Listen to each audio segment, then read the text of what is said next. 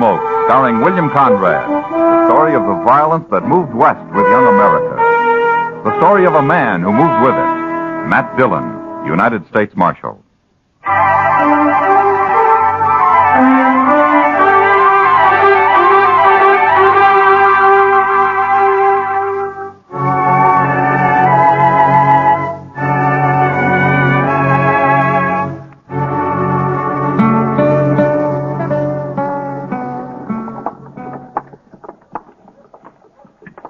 It's a long time since I've been in Dodge, Pa. It's just as well you stay out of Dodge, Will.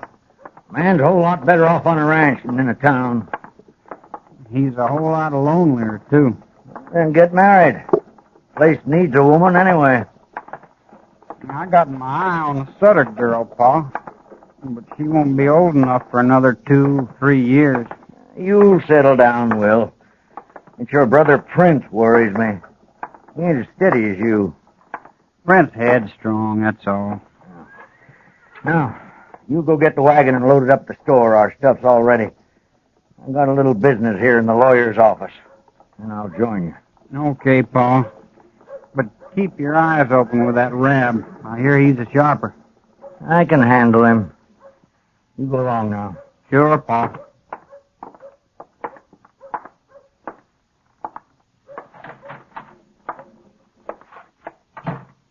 Well, John Asper, what are you doing in town? I drove in with one of my boys, Rab, after supplies. Not often you get to Dodge. No, it isn't. It's a good thing I came in this time. Why's that? Well, last night I ran into the clerk from the land office. We got to talking about this and that and one thing and another. Eh? And then he happened to mention that paper you fixed for me here, the one I signed a few weeks back. Oh, the transfer of title, you mean? The one that said my boys own the ranch now, that they don't have to wait till I die. What about it?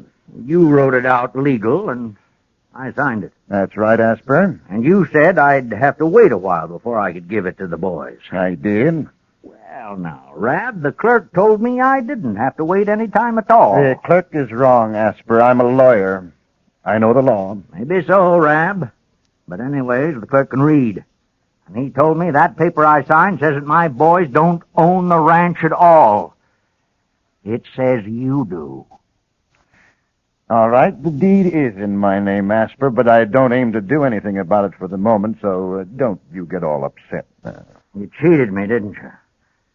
I should have known better than to trust you, Rab. Everything's perfectly legal, Asper. Sure. Only you own my ranch. Well, I told you can go on living there for a while. What if I, went to court about it, Rab? Oh, it'd take forever, and it'd cost you a lot of money, and you couldn't win anyway. That's just about what I figured. So you might as well just forget about it, Asper. I wanted the boys to own that ranch right now so they'd take a bigger interest working it. It seems their old pa went and fuddled everything. You got outsmarted, that's all. I sure did. Well, Rab, I brought this here gun along, and I'm going to kill you with it. Right? Huh. Put that gun away, Asper. You can't do that. Last man I killed was in the spring of '69. Made up my mind then I wouldn't be killing any more men. And I sure hate to do it. But I got to. Now, look here, Asper. Yeah, just ain't any other way, Rab. Like you say, it's all legal, and there's nothing I can do about it. So, I've got to kill you and get it over with. You're crazy. You'll hang for this. Sure I will. But I'm old, and it won't matter much. And it just might learn you a lesson. No. Asper, I'll no. give you a few seconds to pray, Rab, but that's all. No, wait, Asper. Listen to me. You can have the deed back. I'll fix it up right now. I don't want your ranch. Oh, that wouldn't be much use, Rab. You just go tell Marshal Dillon I forced you to sign it back, and then they wouldn't re-record it. No, I won't. I swear I won't. And then I just have to find you and shoot you all the same. It's just easier I do it now. No. Here. Here's the deed. I'll fix it right now, and you can go file it yourself. Now, you see, look, I'll do it now. You know I can't read. Then we'll take it over together and record it. Oh, no, the clerk can read it for you. Well, All right, Rab. Go ahead, fix it. Yes. There. Now, are you satisfied? As soon as we get it recorded, maybe I will be. Come on, then. We'll do it right now. You're a pretty smart lawyer, Rab. I think this is about the last job I'll ask you to do for me. And if you didn't do this right, I'll kill you sure. Now, let's go find out.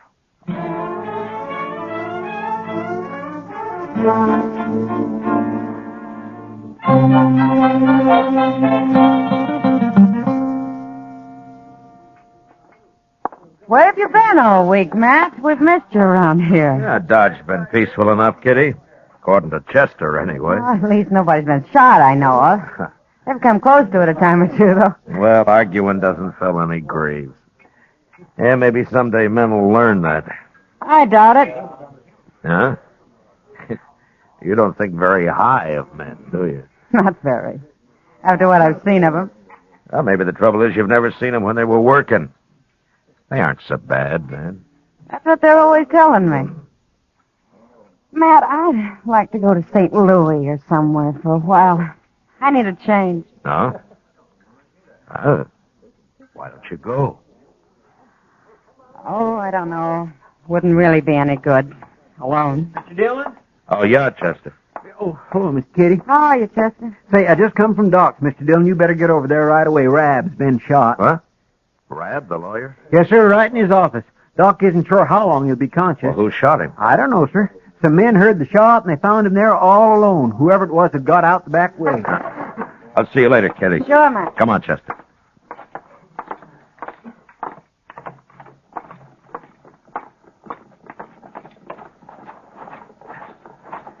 Can he talk, Chester? Yes, sir. But Doc told him not to waste his strength until you got there. Oh, good. I came right away, Mr. Dillon. Yeah, sure.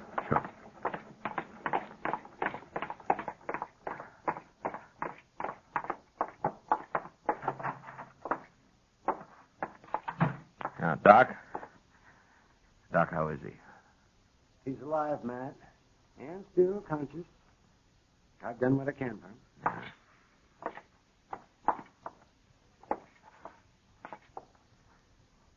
The marshal's here, Rab. You feel like talking now?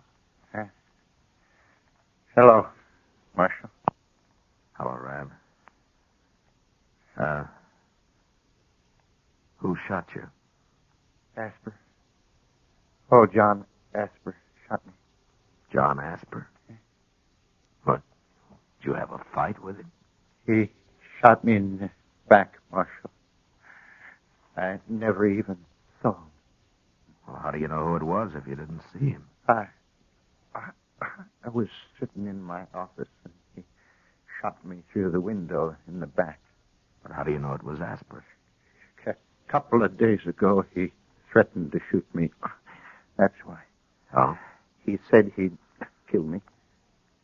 Well, why did he threaten you? Well, it was about his ranch, Marshal. I made a little mistake and got the title transfer mixed up. But I fixed that. You can ask the clerk at the land office. Everything was made okay. Asper was right there with me. When was all this? 4 days ago, Marshal. The man's crazy. That's why he shot me. He's gone crazy.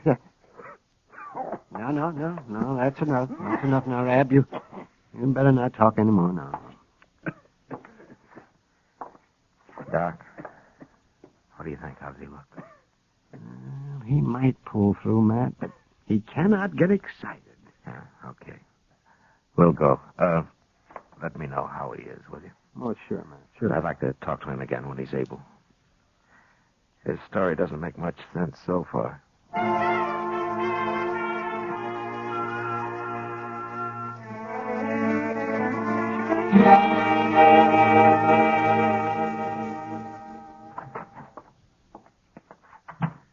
I found him, Mr. Dillon. Huh? He was just closing up the land office. Now, for a clerk, he works pretty late. Yes, sir. What'd he say?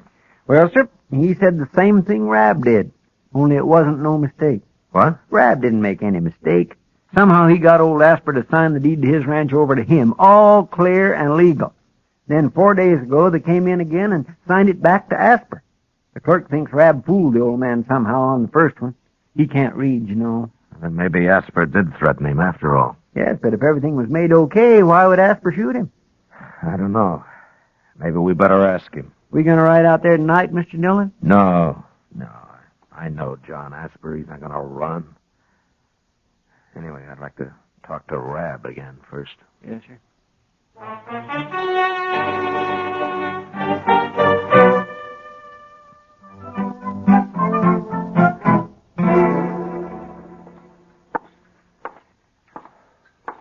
How are the eggs this morning, Chester? They've gone up, both in price and age. How's Rab, Mr. Dillon? Yeah, he's still alive. Couldn't talk very long, though. Did you find out anything? Oh, same story. Oh, say, I nearly forgot. Old man Asper was in here a few minutes ago. Huh? Well, where is he now? He said he'd be right back. I told him you'd like to see him. Yeah, I would. Thanks, Chester. Oh, that's all right, sir.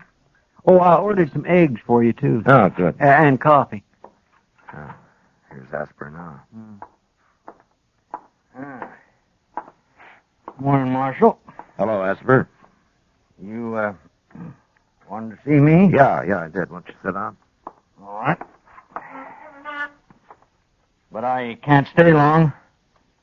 I just rode in from Coldwater, and I want to get on out the ranch before noon. No?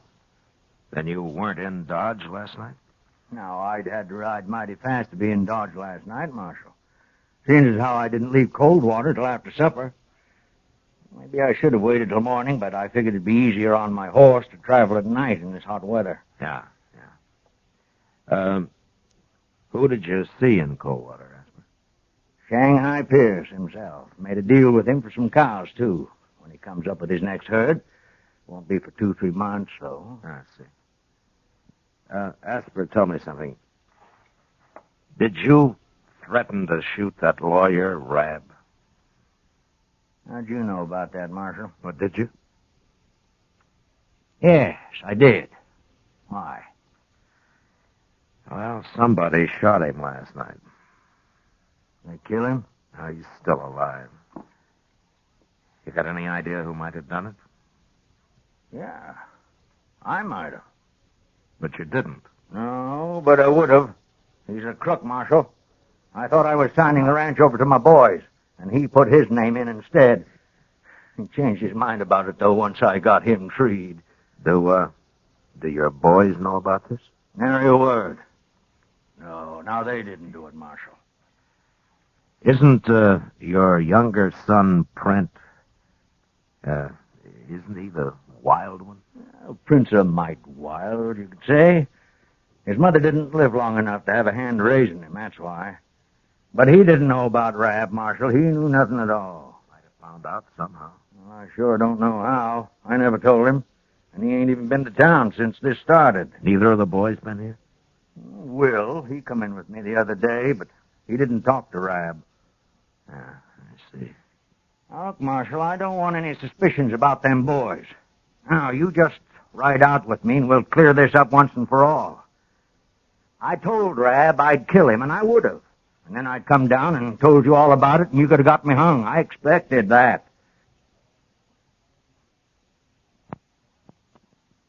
But the boys weren't in on it, and I don't want anybody thinking they were. Now, you come talk to them. All right, Asper. All right. I'll ride out with you. Sure you will. And I'll tell you about Rab. If he pulls through this time, somebody'll just shoot him again. That man's no good at all, Marshal.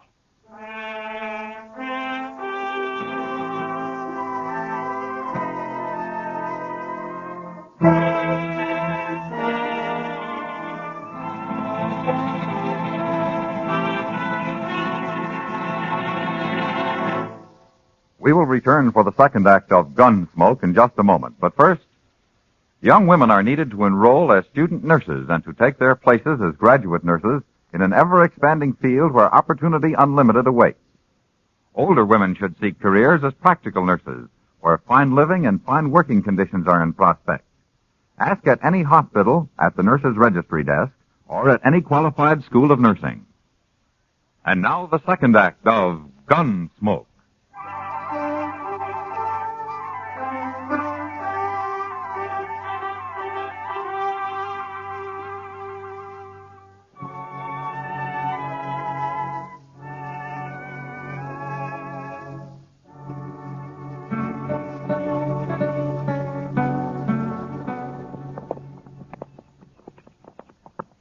You've done a lot of work on this place since I was here, Asper. It's coming, Marshal. It's coming. I don't blame you for not wanting to be cheated out of it. Well, life's always uncertain, full of boils, Marshal. Never did have it easy on this ranch. Yeah. Well, I don't see the boys around. Maybe they're in the house. Come on, we'll have a look. All right.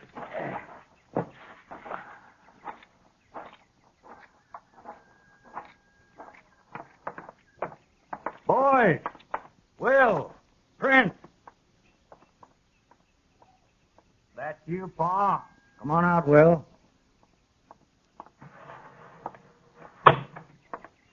We got company. Hello, Will. Marshal. Where's Prince? I want both of you here. He'll be around later, maybe. Well, go get him, Will. I got some coffee on the stove. Would you sit down for a cup, Marshal? Will, Yes, Pa. you know where Prince is. No. When did you see him last? Yesterday. Morning. All right, we'll find him later. Will, Rab got shot last night, and the marshal here is looking for the man who shot him. Did you do it? No, I didn't shoot him. You're telling the truth. I've been off the ranch. That's the truth. Satisfied, Marshal? Yeah, I'm satisfied. What about Print? Think Prince might have done it, Will? Ask him. You know more than you're telling me, don't you? Yeah. Well, I'll be. Now, what do you know about me and Rab? Tell me now, Will. I know what I heard. I was curious, so I went around back and listened at the window while you and Rab was talking. I heard you say you went and fuddled everything, and then I left. I told Brent about it, too. And why didn't you listen some more since you were snooping around? I was going to shoot him all right, but he fixed everything up. This is your ranch now, yours and Prince. You understand? That's so? But now it looks like Prince got hot-headed and rode to town. Doesn't it, Marshal? That could be. Anyway, I think we better find him. I'll find him. No son of mine's going to go around shooting people. You just said you were going to shoot that lawyer yourself, Pa. Sure I was. It would have been the first time I've killed, but that's different. You boys wasn't raised that way, and you ain't going to start now, do you? Now, wait a minute, Asper. Wait a minute. We don't know that Print did it. I know dang well he did now. But if he shows up, I'd like to talk to him, but I'm not going to go on a hunt for him unless Rab dies. You can find me in Dodge. I'll bring him in if he comes back, Marshal. All right. Well, so long, Will. Bye, Marshal.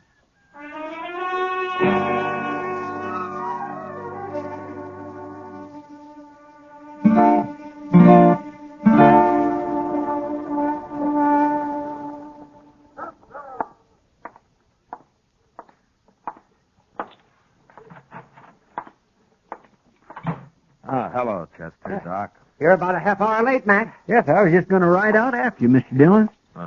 Why? What's happened? Rab got shot all over again. What? He's dead for sure now. Yeah, right in Doc's office, Mr. Dillon. We was sitting down here, me and Doc, when we heard it. But by the time we got upstairs, he'd gone, whoever done it, and Rab was dead. Shot him right on the couch and jumped out Doc's back window. Nobody saw him that I could find. Well, he sure was determined, wasn't he? Chester, go see if you can find out if Print Asper's been in Dodge in the last couple of days. Old Asper's youngman? Well, he's 18, Doc. Oh, yes. Oh, yeah, he's old now. Get going, will you, Chester? Yes, sir. And Chester, I'll be at the Texas Trail, huh? All right. Doc, you've known John Asper for a long time. Well, ever since I've been in Dodge, man. Yeah, well, so have I. I just hope for his sake Print didn't do this. Oh, yes, Matt. Asper's a crusty old buzzard, but he's straight as a come. Yeah, sure is. Well, I'll see you later, Doc. Yeah, sure, Matt.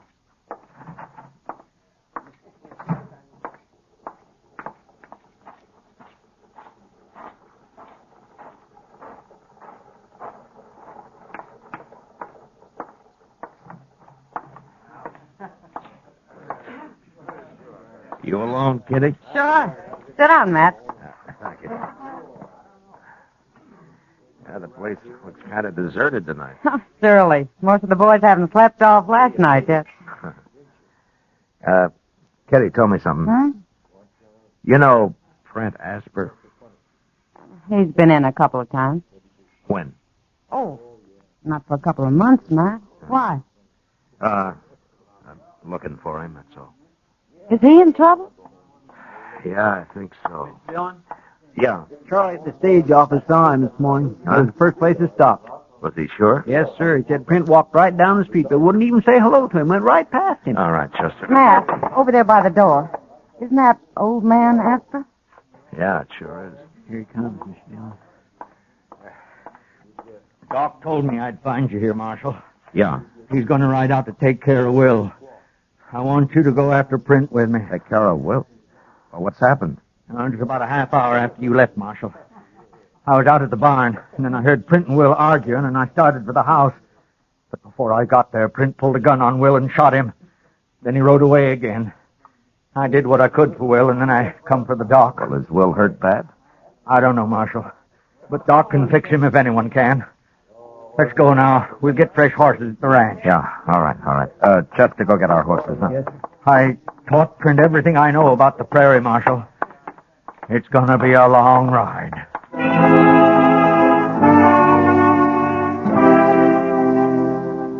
Asper was right. It was, sure enough, a long ride. We cut Print's trail just beyond the ranch and followed it west for 2 days. The old man tracked like an Indian. To determine how fresh the trail was, he'd spend a long time at certain places just looking at grass blades or scrutinizing the fine little marks made on bare ground by insects or calculating on the age of a doodlebug hole. He was slow, but as certain as death, and we never lost the trail once. On the 4th day, he announced that the tracks were just a few hours old, and we rode faster. About noon, we stopped behind a small hummock and walked forward to where we could see a cabin 100 or so yards off, surrounded by high brown prairie grass. He's in there, Marshal. Are you sure? Yes. He's decided to make his stand from there. It's a good spot. it sure is. He's got a clear field all the way around. Well, let's surround him and wait it out. Oh, no, that's too slow. And I'm in a hurry to get back to Will. He's still alive. I'll put a couple of shots in there. Maybe he's ready to give up. I doubt it. But go ahead.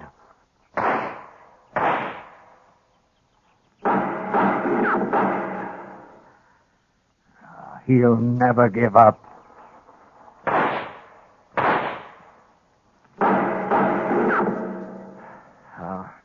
All right. Let's spread out and rush him. No, Marshal. That'll just mean more bloodshed. He'd get one of us sure. I've got a better idea. Oh? We'll burn him out. What? Look at that grass. It's as dry as tinder. All we have to do is fire it and take him when he comes out. He'll come out shooting. I know. I'll be waiting. Look, Asper. Chester and I will stay here and starve him out, huh? Oh, why don't you ride on back? No, and see I him? don't figure it that way, Marshal. Thank you just the same. All right. Oh, the cabin's downwind. We can fire it from right here. Okay. You and I'll move out a little, Chester.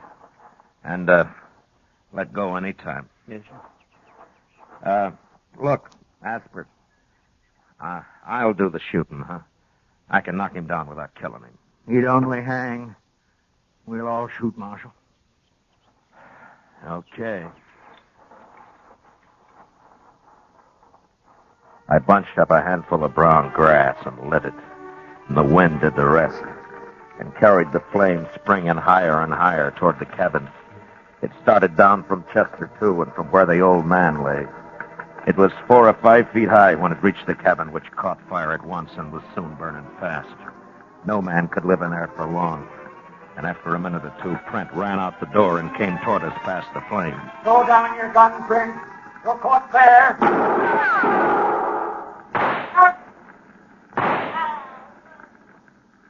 All right, Marshal. Chester. All right. Come on, Chester. Oh, watch it. He may not be dead.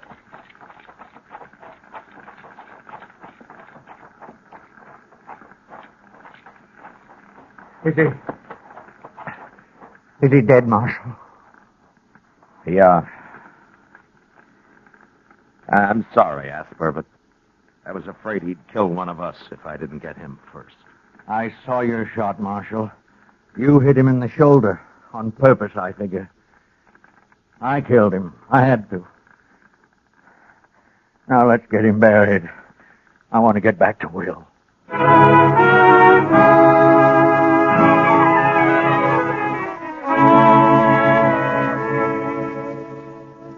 We buried Print near the charred ruins of the cabin and then started the long ride back to the ranch. On the way, the old man never mentioned Print, but talked endlessly of the prairie and his long life on it. He knew the land the way a preacher knows the Bible, and he accepted it and its ways with the same mixture of faith and fear. When we finally reached the ranch, Chester and I waited outside the house while the old man went in alone. After a moment, Doc appeared on the porch, smiling. And then the three of us rode back to Dodge.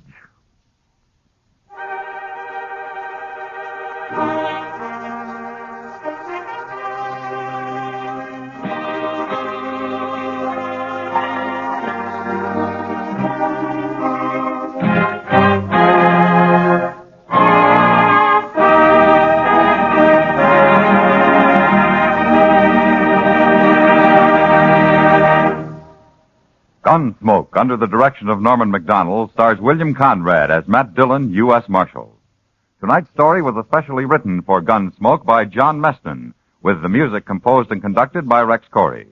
Featured in the cast were Joseph Kearns, John Daner, and Sam Edwards. Harley Bear is Chester, Georgia Ellis is Kitty, and Howard McNear is Doc. Gunsmoke is heard by our troops overseas through the facilities of the Armed Forces Radio Service. Join us again next week when Matt Dillon, U.S. Marshal, fights to bring law and order out of the wild violence of the West in Gunsmoke.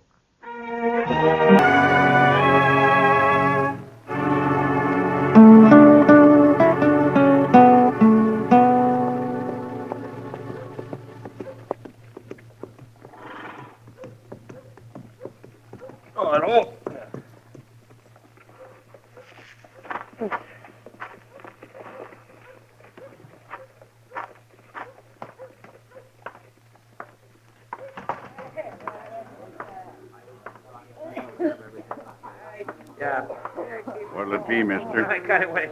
Me shot a rye, bartender. I ain't too sure I got any left. Well, make sure. What kind of a saloon is this, anyway? There's other saloons in Dodge. What if I like this one? If I don't have any rye, you might not like it. You're talking to the wrong man. You go look for that bottle if you want to live. Now, go on. All right. Never said I wouldn't look, did I?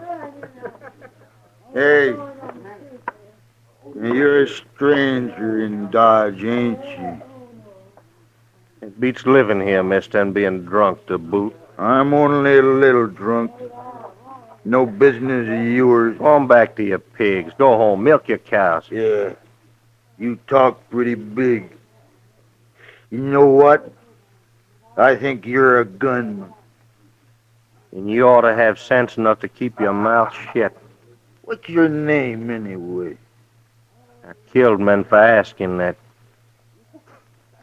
You're so crazy, I'll tell you. My name is Ken Creed. Ken Creed? I never changed it. Oh, the way I've heard it, Ken Creed's pretty fast with a gun. Well, you heard right. Now, shut up. Here's your rye, mister. You're a better bartender than I thought. Hey. Hey, Creed. I told you to Well, now, look at you. Sure, look at me. You may be fast, Creed, but you ain't smart. Not with my gun aimed right at your belly. Makes it kind of dangerous to take a drink around here, don't it? For you it does. I'm sorry it's got to be this way, Creed, but I am a little drunk. I can't take any chances. Man, if a gun in his hand, he's taking chances, friend. Especially when he's pointing it at me. Still talking big, ain't you? Go back to my pigs, huh? I'm gonna kill you for that. I'm gonna be the man that killed Ken Creed. The rest of that man ain't been born yet. All right, put the gun away, mister. Who are you? I'm a U.S. Marshal. Put it away. You ain't arresting me. No, it was self-defense. He looked away from you when I yelled, and he was drunk. But he drew first, all right. Then I'll put my gun away. Chester, get a couple of men and take his body out back, huh? Yes, sir. Give me a hand here, will you?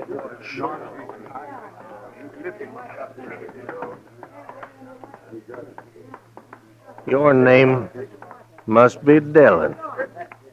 It is. I'm Ken Creed, Marshal. Arizona? You hear to me. Who ran you out? Nobody runs me out anywhere, Marshal, including Dodge. I don't like gunmen, Creed. Cause trouble here and I'll run you out. I hear to you too, Marshal. Your hand is a gun. I'm still alive. Didn't mean a thing to me. Shoot that drunk they just carried out. I ain't at all proud of it. I know you're kind, Creed. I think I'm gonna like Dodge. You have a right to protect yourself here, but that's all. Don't forget it. Mr. Dillon, that fella had a friend who was going to see he gets buried. Come on, Chester. Yes, sir.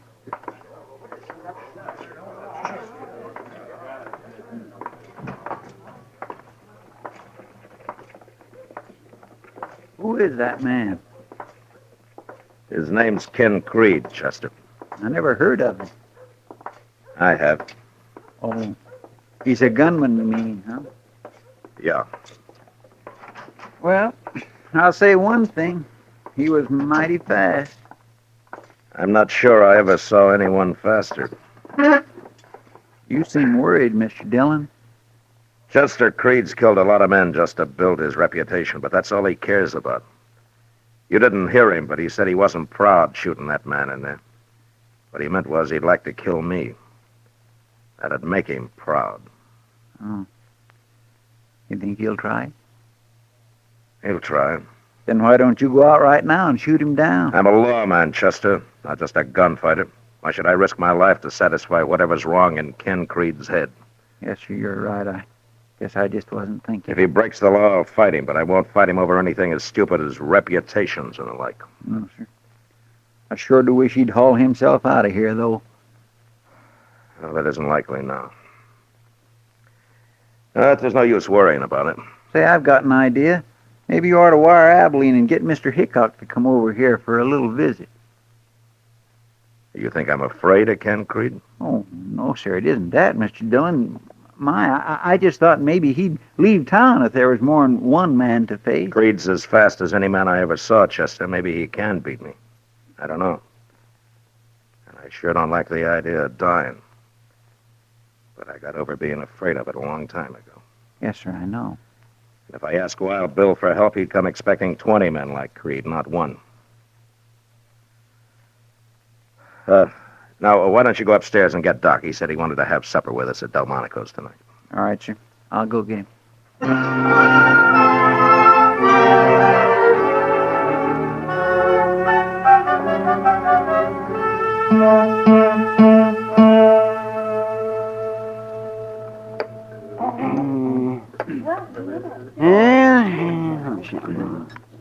Could you spare some more of that coffee, Matt? Well, you're paying for it, Doc. Here, help yourself. Thank you. Yes.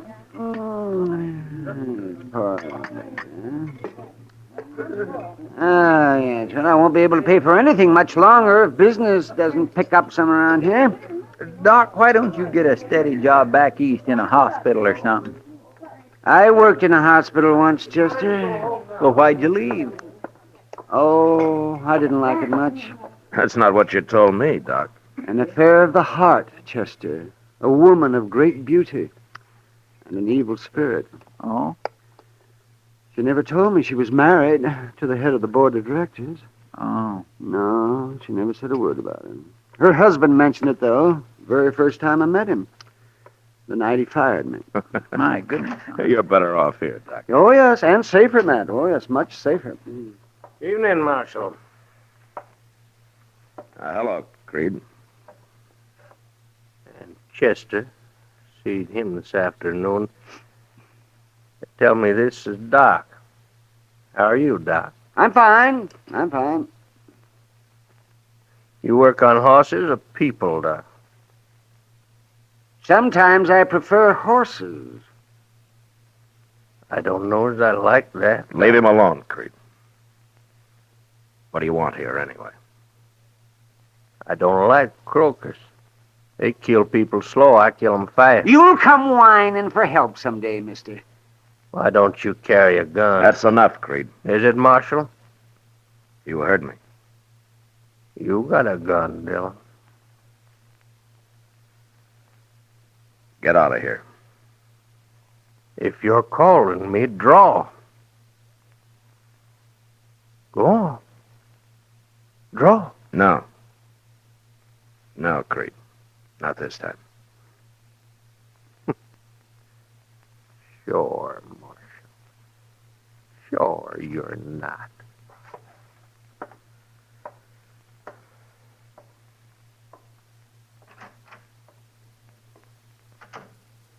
Oh, I'm sorry I got you into that, Matt. No, you didn't, Doc. He's just trying to start a fight any way he can. A fight? Well, what for? Says maybe he can say he killed Matt Dillon. No other reason.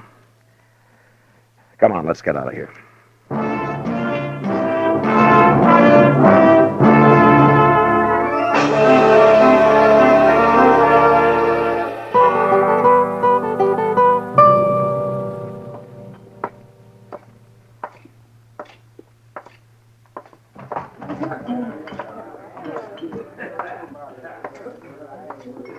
Sit down, Matt.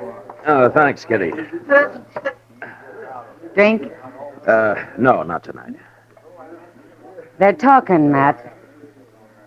Oh? Who's talking about what? People, about you and Ken Creed. They say he backed you down at Delmonico's earlier tonight.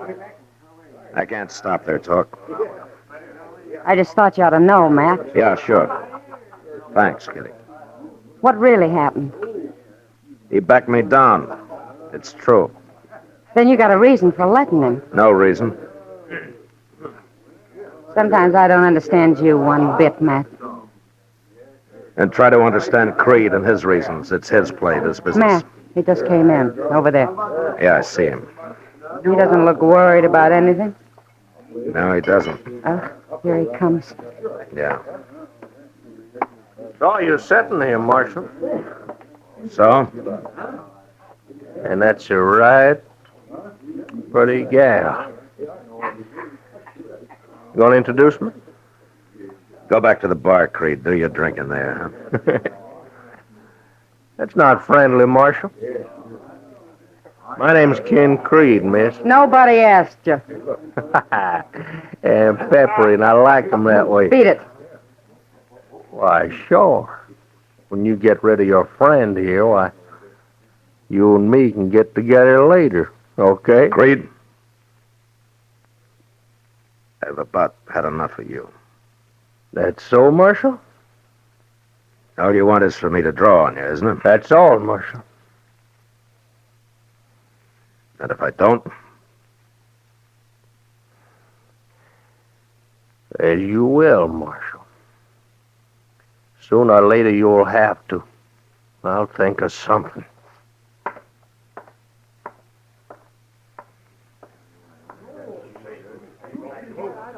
I don't understand this, Matt. It's simple, Kitty. Real simple. You're not afraid of him. I don't think I ever saw anyone handle a gun faster than Creed. But if I were afraid of men like that, I'd have to get out of this business. He thinks he can kill you. Anyway, he's willing to gamble on it. Why? It'll make him a bigger man, that's all. And I'm not interested in that. No matter what people are saying. You're in a bad spot, Matt. Yeah. Yeah, it looks that way.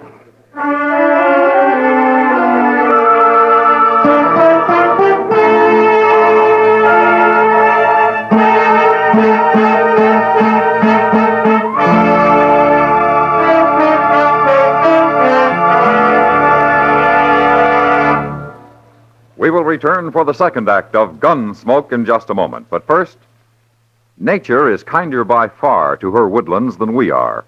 Forest fires, 9 out of 10, are man-made. To preserve for humanity all the products that spring from healthy timberland, redouble your efforts to eliminate forest fires. Crush out every cigarette. Break matches in two and grind them with your fingers. Douse campfires and turn them over until no ember remains. The extra moments you take sure before you abandon a campsite can save a fortune in property and save human lives. Now the second act of Gunsmoke.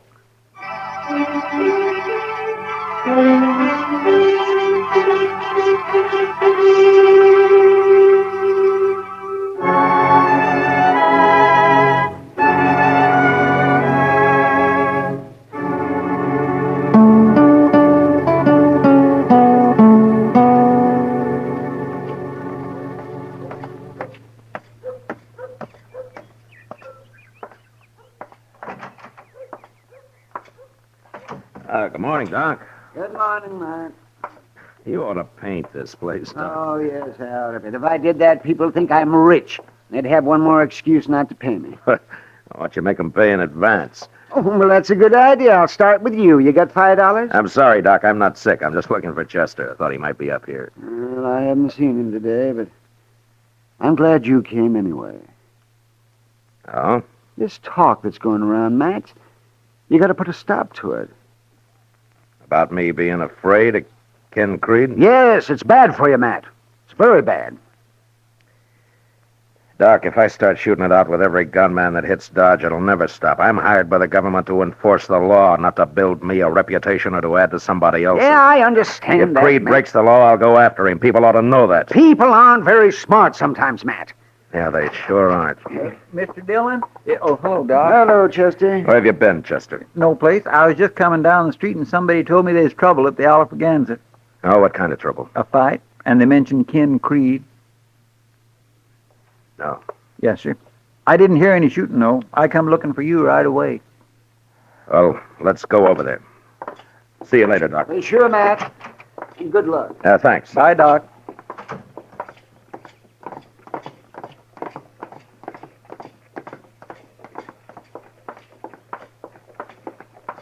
When did this happen, Chester? Well, it couldn't have been very long ago.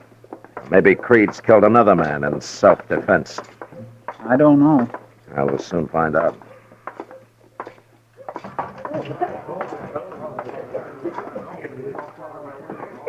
There's a man laying on the floor there. Yeah, but I don't see Creed. He ain't dead, Marshal. Just got knocked out. Who did it, Sam? Ken Creed. Where is Creed? He went outside a couple of minutes ago. What happened? Well, properly speaking, Marshal, it wasn't even a fight. This fellow was just standing there with his back to Creed and wasn't even talking to each other. All at once, Creed pulled out his gun and cracked him over the head with it. I see. Got no idea why he did it, Marshal. Just meanness, I guess. Maybe. You better get that man up to Doc, Sam. He may be hurt worse than you think. Sure. Chester, come on. Yes, sir.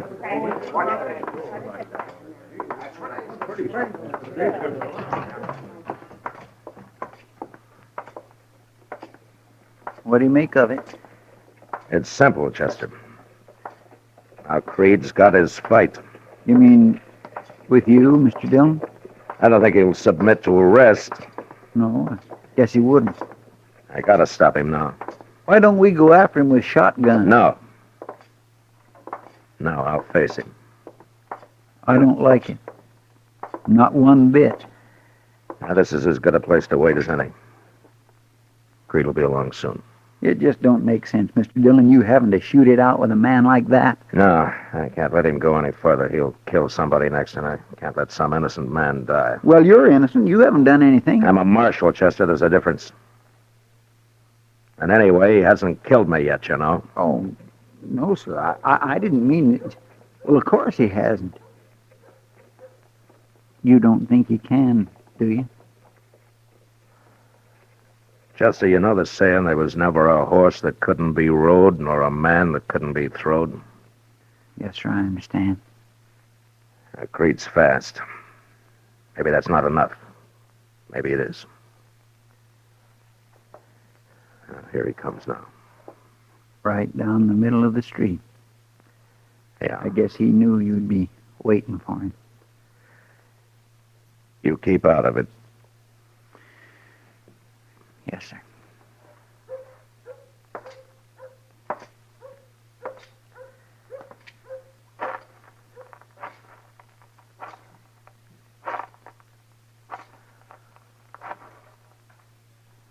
Looking for somebody, Marshal? I'm looking for you.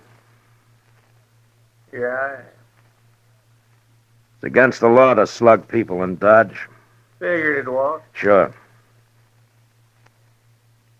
I don't suppose you'd come along to jail. You know I won't, Marshal. All right, go ahead and draw, Creed. It doesn't matter now. All right, Dillon. I will.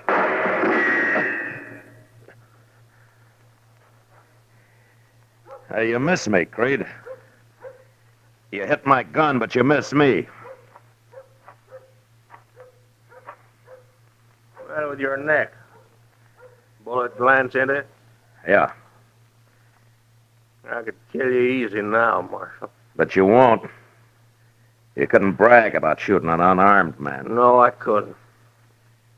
Well, get yourself another gun, Dillon. You're fast, Creed. But you don't shoot very straight. We'll see about that. All right, I'll be back as soon as the doc patches me up. Take your time. I don't mind waiting. That was a chance shot, Creed. If you hadn't hit my gun, you'd be lying dead. Are you sure you won't come to jail? You're wasting time, Marshal. Yeah.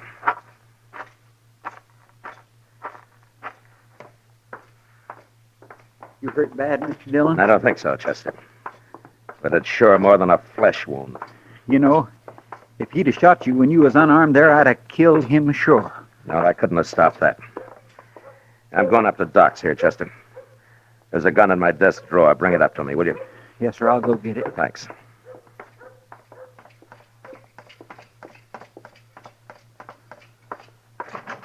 Yeah, I saw the whole business, Matt. Oh, yes, I saw it. I was just getting my things together here, and I was going to come down. It's not too bad, Doc. Well, come on over here now, and let me see it. Yeah. That's it. Now, sit down. Sit down, Matt, right here. That's it. Now, here. You wipe your hands with this. Yeah, thanks. That's good. Now, let me see this thing. See there? Ah. Just missed the vein. You're lucky, Matt. You're mighty lucky. Yeah. She tore the muscle there. That's not bad, though, no. I'll just take a couple of stitches, and you'll be as good as new. Almost.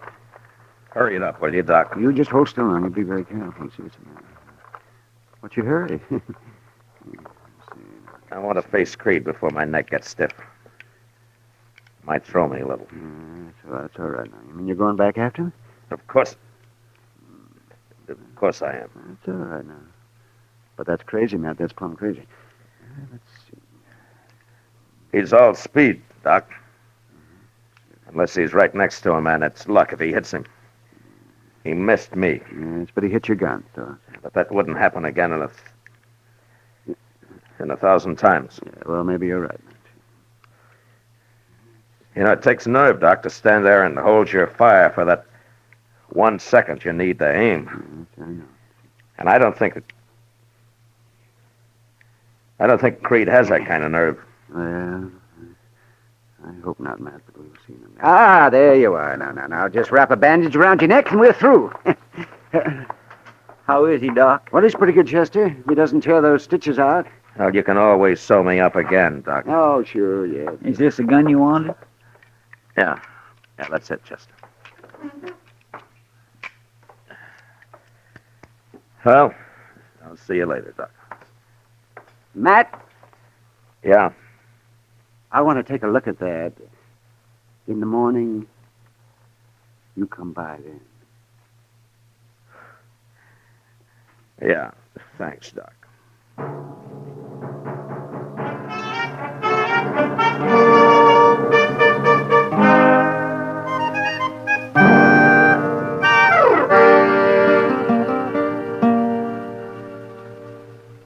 Where do you suppose he is? He'll be along, Chester. Just like last time. Maybe he's having a drink. He's a fool if he is. Everybody sure is staying off the street, ain't they? Just as well. You better take cover, too. I will.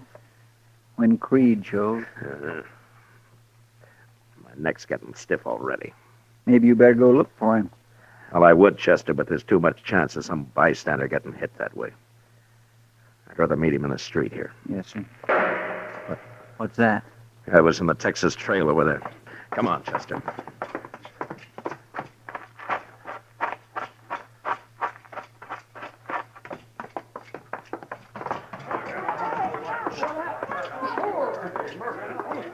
Somebody must have been shot where they're all crowded around back there. Yeah. All right. Here. Let me through him. Come on. Let him Out of the way, please. It's Creed, and he looks dead to me. All right, quiet. Quiet up.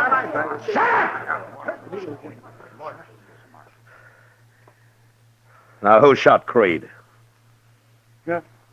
I shot him. I shot King Creed. All right, I'll take your gun, mister. You? No, you won't. I'm a gunman too, Marshal. You ain't taking my gun. You're drunk. Get your hands up. I'll kill you too.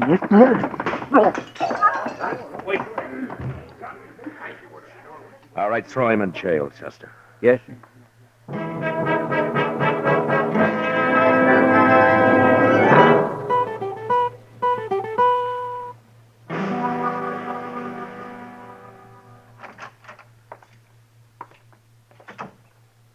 That fellow's pretty sober now, Mr. Dillon. Says his name's Chuck Carter. You want to talk to him? No, I heard the whole story, Chester. There were plenty of witnesses. Carter claims he don't remember what happened. Well, he'd better remember. He'll probably hang for it. You mean he started it? It wasn't even a fight, Chester. It was just like that man Creed clubbed. Only Carter didn't club him. He shot him. How? Right in the back. Creed didn't even know it was coming. Funny way for a man like him to die, ain't it? Yeah, but maybe it's best this way. How do you mean? Well, if Creed and I had shot it out, the survivor would have been just that much more of a prize for some drunken bum like Carter. And that had to have been you, Mr. Dillon. Yeah, maybe. But I'll never know for sure, Chester. Not now. Well, Mr. Dillon, I'll tell you something. I was scared plumb to pieces. Well, Mr. Proudfoot, I'll tell you something. So was I.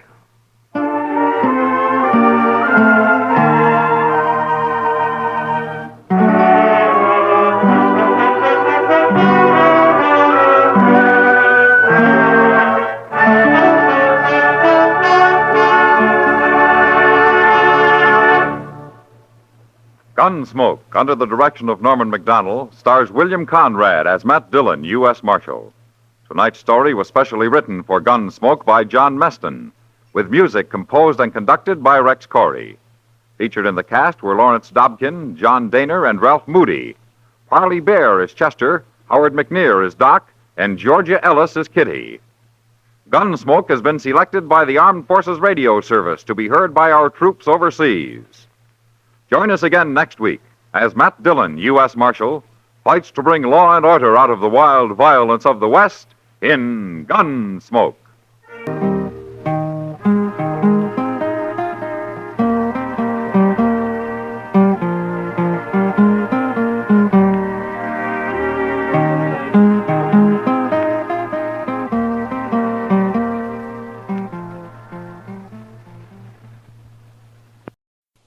Now, Sugar Crinkles, the sugar rice treat that's just right sweet, is proud to present Gunsmoke.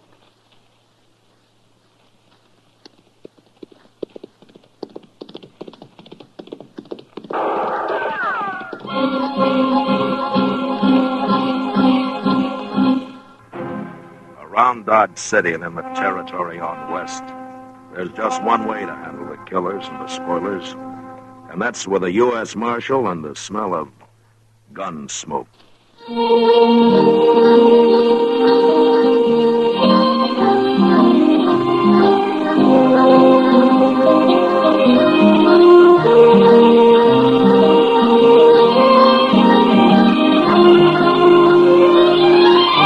Gunsmoke, the story of the violence that moved west. Old hog. Well, all the hog you got this morning's cooking on that stick right there, Chester. Is it done? That depends on how hungry you are. It's done.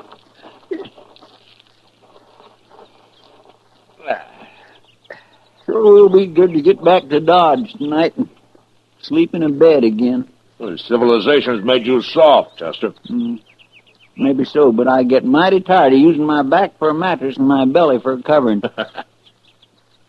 Obviously, Chester, you were born for greater things than rooting around on the prairie and living in the rain. It hasn't been raining, Mr. Dillon. No, it hasn't. But it will, Chester. Sooner or later, it'll rain. Yes, sir. Wish we brought some more bacon. Say, don't old man Granby live around here?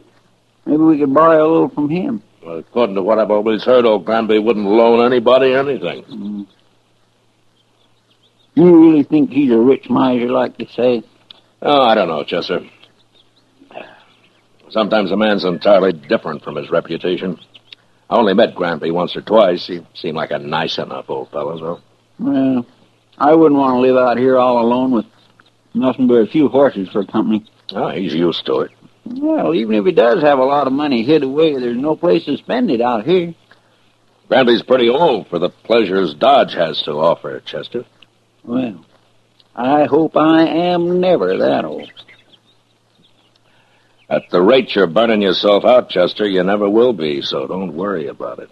Oh, now, Mr. Dillon, I live mighty quiet for a young fella who's free and still full of blood. Sure. Hey, look over there. No? Now, that string of dust laying right on the ground there. Yeah, I've been watching it, Chester. It's not on the ground, though. There's a dry wash runs along there. Somebody's driving stock down it. Maybe it's old man Granby. It may be. Let's go say hello, huh? All right, sure.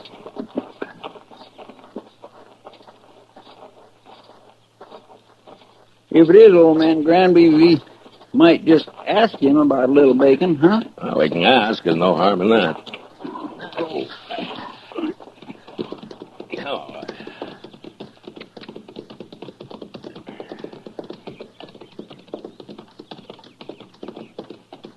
Now, that's horses down there, Chester. Yes, sir. I can see their heads now. I don't see anybody driving them. He'll be along in a minute. Now, let's wait here.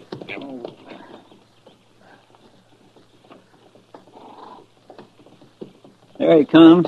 Yeah. Hello! He stopped. That's not old Granby. Let's ride down and say hello anyway.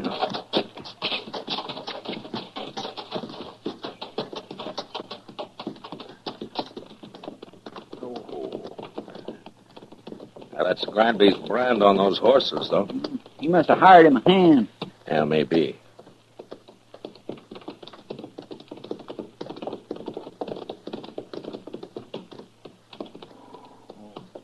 Hello? Hello. You working for Granby? I ain't working for nobody, mister. Oh? And where is he? Where's who? Granby. I don't know no Granby. Well, those are his horses you're driving. Oh. They are? Yeah. I ain't driving them. What do you mean? They got ahead of me in the wash here, that's all. I see. You a cowboy? Yeah, sure. I'm a cowboy. Well, you don't look like one. You don't ride like one, either. You're asking the questions, mister. No decent cowboy would run another man's horses down a dry wash just because he didn't want to get up on the bank and ride around them. I told you, they got in front of me is all. How come you're not carrying a gun? Does a man have to carry a gun? No. I'll bet you're the only man within 1,000 miles of here who isn't carrying one. Maybe I got a better conscience than the rest of you. Maybe. Look, mister, you've run those horses about 5 miles off of old Granby's place. You want to give us a hand, we'll run them back. I'm in a hurry. It won't take long. The old man might be a couple of days finding them if we don't. You worry about him. I got to get into Dodge. We'll ride in with you. Afterwards. I ain't going to do it. Look a lot better if you did. I'd like to, mister, but I can't wait. I'm leaving now. So long. You gonna let him go, Mr. Wait a Dillon? minute, Chester. I'll let him hear what lead sounds like. No, don't shoot! Don't shoot me! All right, then ride back here.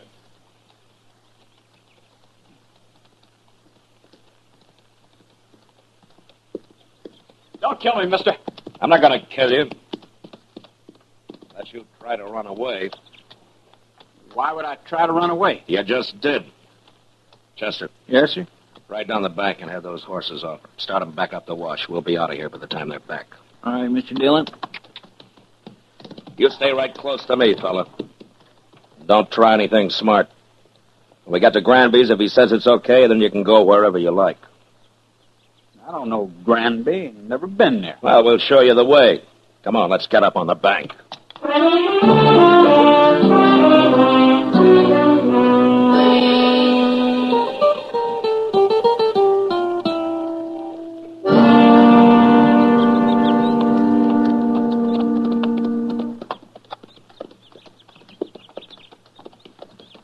Old man Granby can find his horses all right now, Mr. Dillon. Yeah. But I want this cowboy here to meet him. We'll see if he's in the house. I'll wait for you. Get off that horse, fella. Go on. That's better.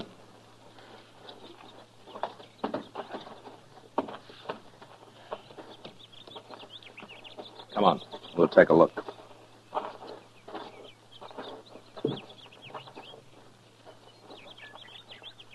Well, what are you waiting for?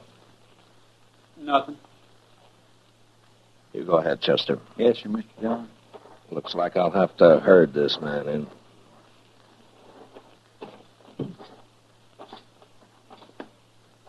You've been kind of balky ever since we ran into you, mister. I don't like being dragged around. I never did. I just want you to meet old Granby. He'll be grateful for you, helping run his horses back here. I know what you think, mister. You think I was stealing them horses. Well, I never heard of the old man. I was never near this place. Yeah, so you told me. But you're here now. I ain't afraid of you or nobody. Then let's go into the house. Come on.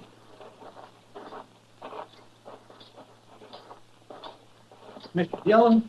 Yeah, what is it, Chester? Old man Granby, he's in there. Oh, what's wrong? Right in the room there, Mr. Dillon. He's hanging there. What? Somebody's gone and hung him right in his own house. I don't want to see him anymore. You go take a look. Pull your gun and hold it on this man, Chester. If he makes a move, shoot him. Yes. Now you just stand there real quiet like. I ain't gonna do nothing. You sure ain't. Just because I happen to be in the country don't mean I killed nobody. Mr. Dillon will decide about that. Who is this Mr. Dillon, anyway? He's a United States Marshal, that's who. A marshal? Looks like you run into the wrong people, fella. I'll hold your gun, Chester. Search it. All right, here. Get around. All right.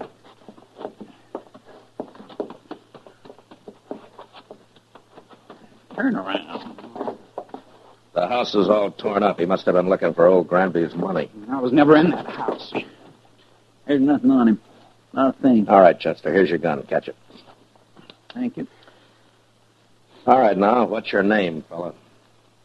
Trimble. Joe Trimble. Where you from? Up north. Up north where? All over. What are you doing down here, Trimble? Making a change. Yeah, sure. And some cowboy you ran into told you about Granby being rich. So you came here and kicked the old man around and hung him. And then tried to find the money. That's a lie. This is the first time I was ever near the place. I'm sure you did it, Trumbull, but I wish I had more evidence. A court of law just might not convict you the way things stand. You gonna let me go? No. I'm arresting you. And you're gonna stand trial. And I'll do my best to see you hung. I didn't do it, I tell you. And I'll go free, too. You'll see. There's something mighty wrong about you, Trimble, and I can't figure it at all. But I'll sure find out.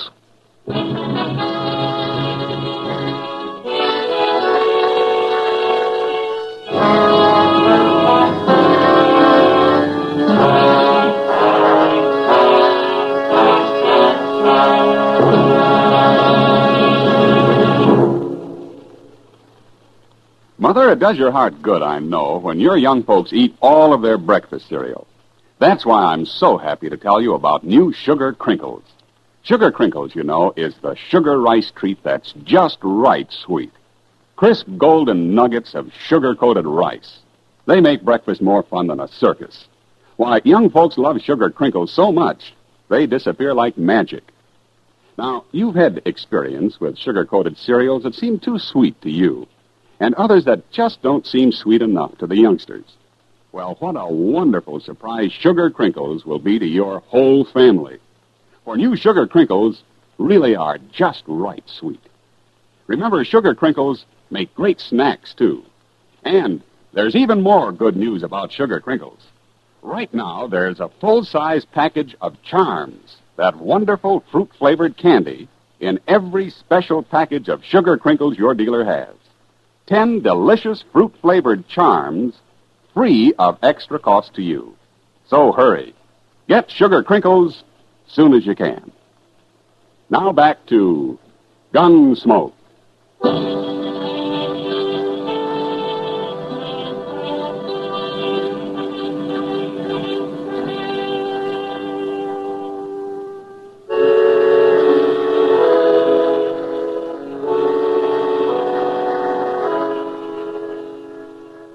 We let Joe Trimble dig a grave out behind the house. Then we laid old Granby in it and covered him with dirt. I was pretty sure now that the old man had never had an extra dollar in his life and that he'd been killed for no reason at all. Anyway, Trimble had done a pretty thorough job looking for the money, and he'd found nothing. On the ride into Dodge, I tried to figure out just what he was, but he didn't seem to fit anywhere. He wasn't a cowboy or a hunter or a gambler or even just a drifter. After we got him locked up in jail that night, Doc and I went over to the Texas Trail for a drink with Kitty, and I was telling him about it. Now then, this fella Trimble, how old is he? Oh, around 25, I guess, Doc. Then he couldn't be running away from home. No, he's a little old for that, Kitty.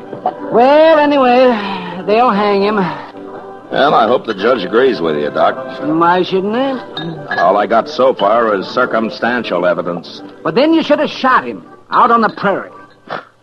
It's a good thing you're not a lawman. Now, maybe if I were, there'd be fewer killings around here.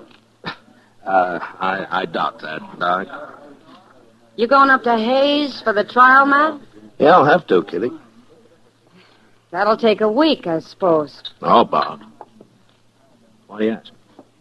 Nothing, only you've just been away for 10 days. Well, I have to earn a living, Kitty.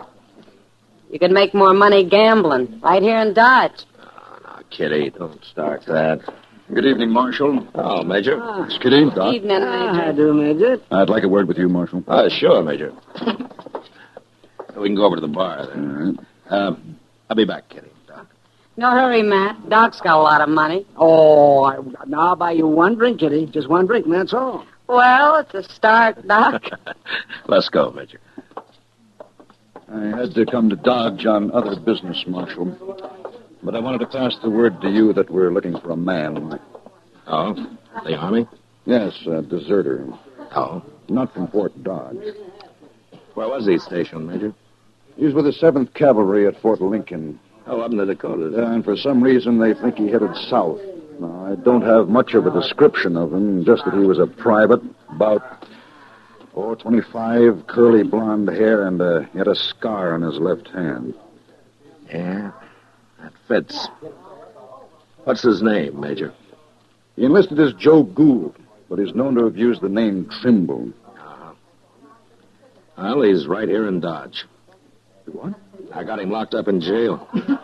Well, that's fine, Marshal, but how did you know? I think he murdered an old man who lived a day's ride north of here. I'm going to have him tried for it. Well, that won't be necessary now, Marshal. I'll take over custody of him. No. Then he'd be tried at Fort Lincoln for desertion. I want him tried for murder. And I got to be there to present the evidence. You could go up to Fort Lincoln. No, the Dakotas are out of my territory, Major. Besides, this is a civil crime. The Army wants that man, Marshal. I'm sorry, Major. He's going to be tried in Hayes first. He is still a soldier, even if he did desert. Well, if the judge lets him off, you can have him. But not otherwise. Major, he tortured and hung an innocent old man, and I'm going to do my best to see him punished for it. Well, I'll have to take this up with my superiors, Marshal. You better hurry. I'm going to Hayes with him tomorrow. I hope you won't regret this, Marshal. I won't, Major. Not if Trimble is properly punished. I won't.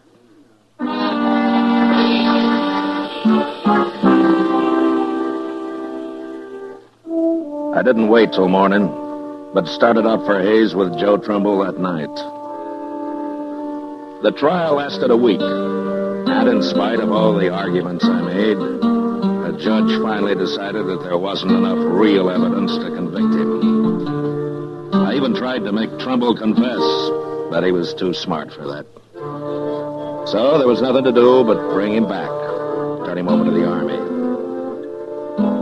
I sent word to Fort Dodge, and the next morning the Major himself appeared to take him into custody.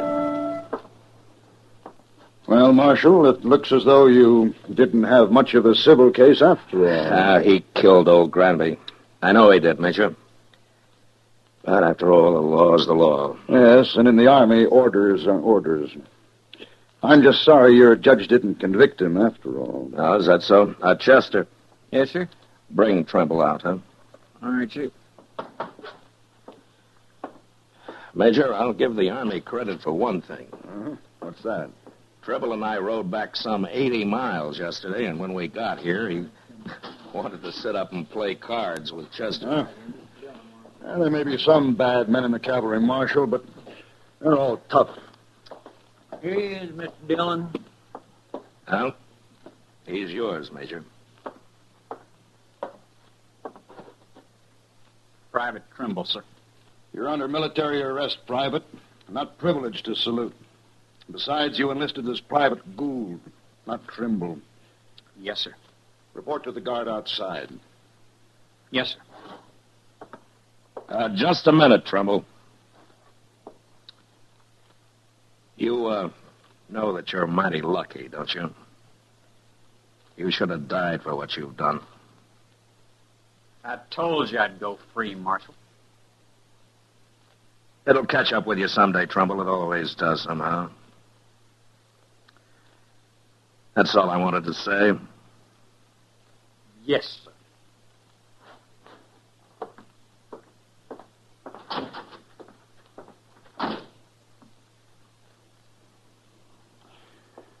Well, thank you, Marshal. I'll be getting along. Oh, Major, you said that you were sorry that the judge didn't convict him. Why have you changed your mind? Well, I have orders from General Terry to return him to the Dakotas, to Fort Lincoln. Well, he'll be tried there, but he won't be hung for just desertion. Well, oddly enough, Marshal, he won't even be tried. For some months, anyway. He won't? No. It seems that the 7th Cavalry needs every man available. They're leaving Fort Lincoln on an expedition against the Sioux and the Northern Cheyenne. Ah, the Sioux, huh? Yeah. I wonder if old Sitting Bull is still the chief medicine man with him. Sitting Bull? Yeah. No, I never heard of him. But I expect the 7th will be heading into Montana territory. Well, if they're after Sitting Bull's tribe, they will. He's always had a large camp over on the Little Bighorn. That's so? Yeah. Oh, by the way, who's in command of the 7th Cavalry now? Oh, an officer I served under a couple of years. I never did care for him. A General Custer.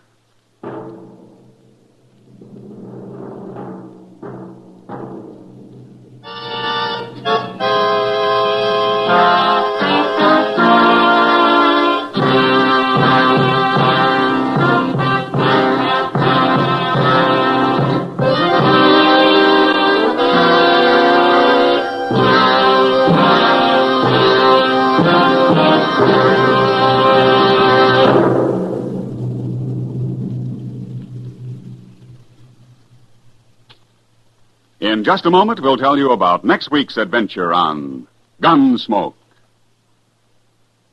You know, what you are tomorrow depends on what you eat today.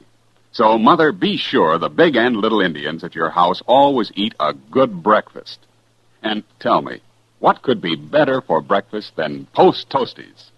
Post Toasties, you know, are the heap good cornflakes. The best thing that's happened to corn since the Indians discovered it. But all of the talking in the world couldn't tell you how downright delicious Post Toasties are. You have to taste those crackling crisp flakes. Yes, you have to taste that sweet kernel corn flavor toasted. Then you'll know how perfectly wonderful breakfast can be. Put Post Toasties on your shopping list right now, Mother. Just watch how your whole tribe goes for them. Remember, Post Toasties are the heap. Now, Post Toasties, the heap good cornflakes, is proud to present Gunsmoke.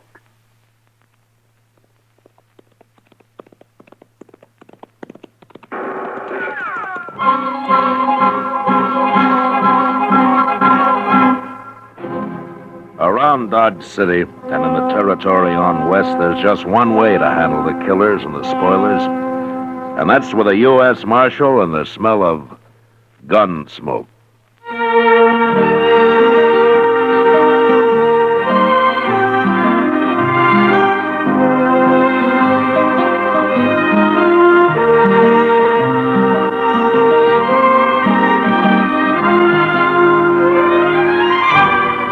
Gunsmoke, the story of the violence that moved west with young America.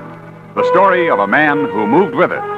Matt Dillon, United States Marshal. It's easy to do your whole tribe a big favor, Mother. Just pour every big and little Indian in your camp a breakfast bowl full of Post Toasties. Post Toasties, you know, are the heap good cornflakes. They're the best thing that's happened to corn since the Indians discovered it. Fresh as fresh can be. Say, Post Toasties are crackling crisp. Sweet kernel corn flavor, toasted. That's Post Toasties. Post Toasties are packed with nourishment, too. A bowl of Post Toasties with sugar and milk helps your big braves and little Indians start the day right. Get Post Toasties soon. And now, Gunsmoke, starring William Conrad.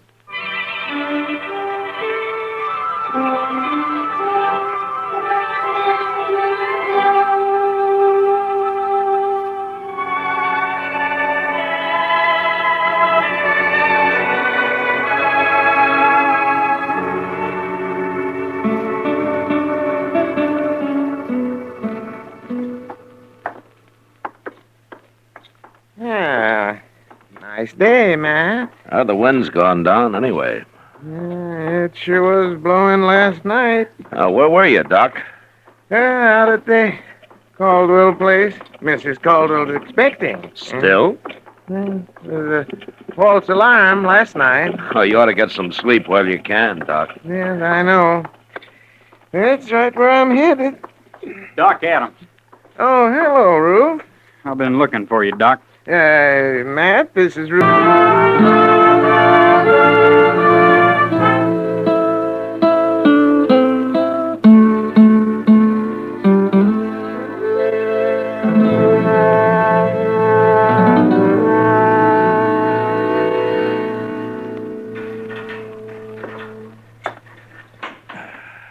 she, Mr. Dillon? Oh, I don't know, Chester. Doc's still working on her.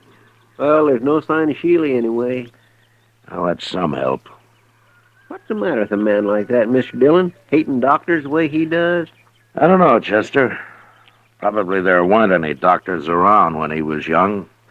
And what was good enough for his father is good enough for him. Some fool notion like that, maybe.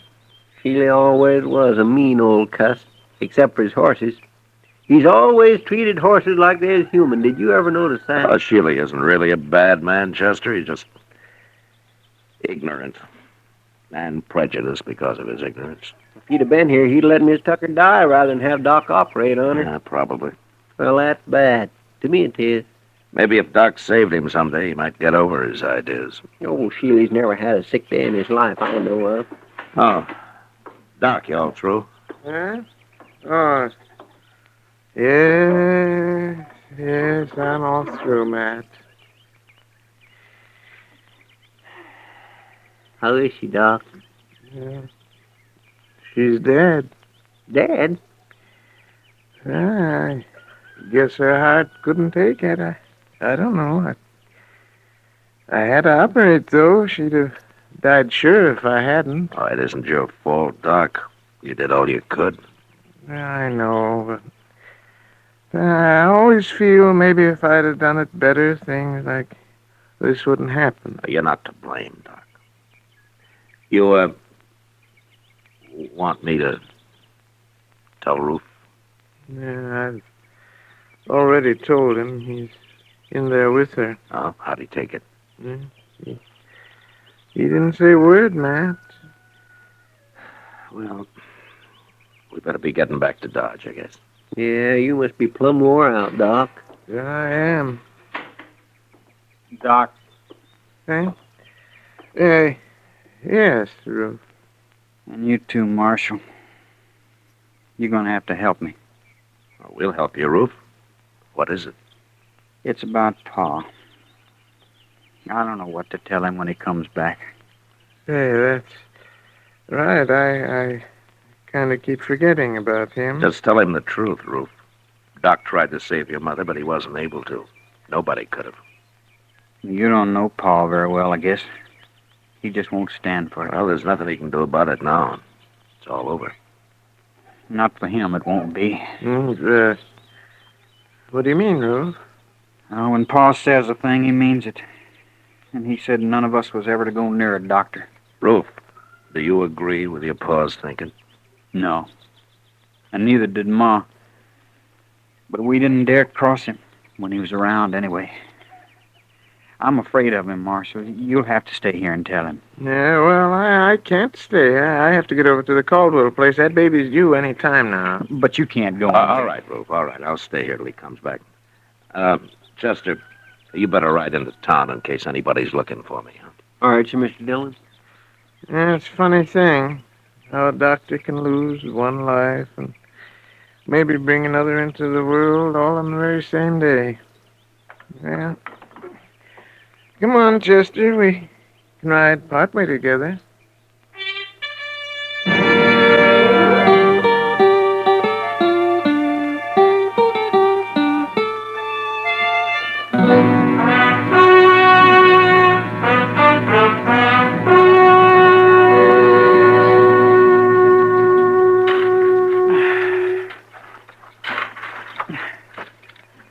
That ought to do it, Ruth.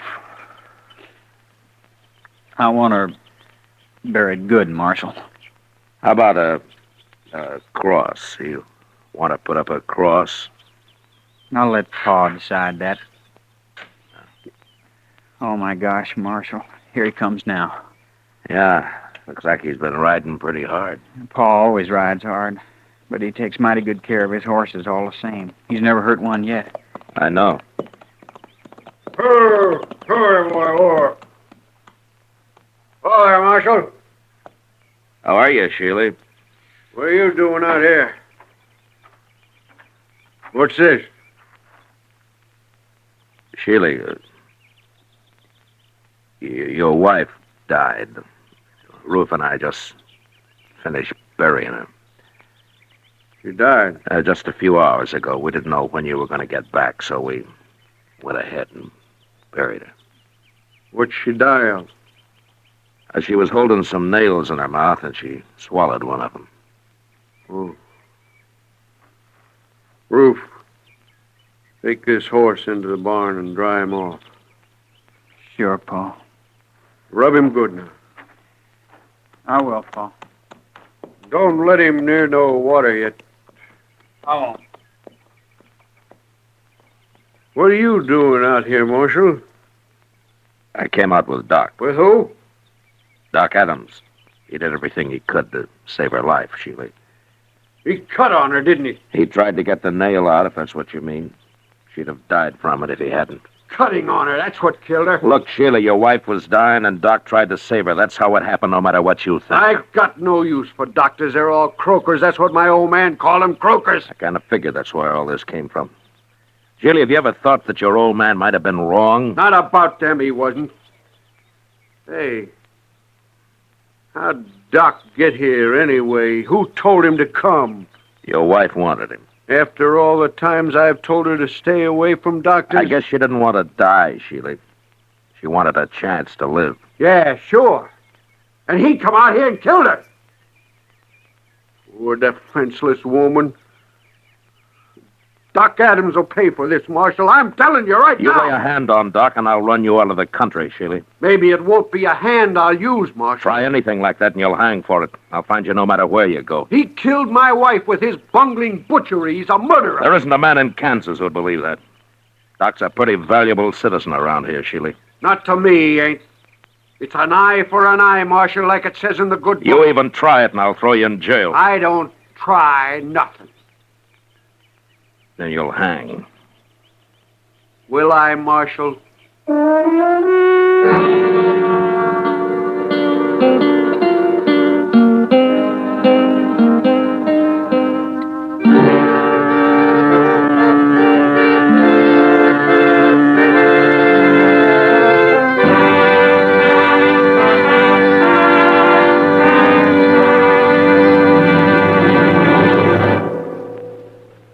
Say, what goes on at your house at breakfast? Well, you can take it from me. The best thing that can go on your breakfast table is Post Toasties. Yes, sir, Post Toasties, the heap good cornflakes. Those golden crisp cornflakes are the best thing that's happened to corn since the Indians discovered it. You know how to prove it? Just pour out breakfast bowlfuls of Post Toasties for your whole tribe, and then watch how they enjoy 'em. Post Toasties are crisp and tasty.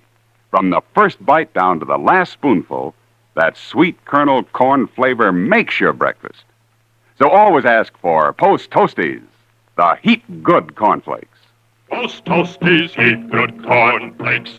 The best thing that's happened to corn since the Indians discovered it. Heap good cornflakes. Post Toasties, heap good cornflakes. Remember, Post Toasties is one of the famous triple-wrapped Post cereals, guaranteed fresh or triple your money back. Now back to Gunsmoke.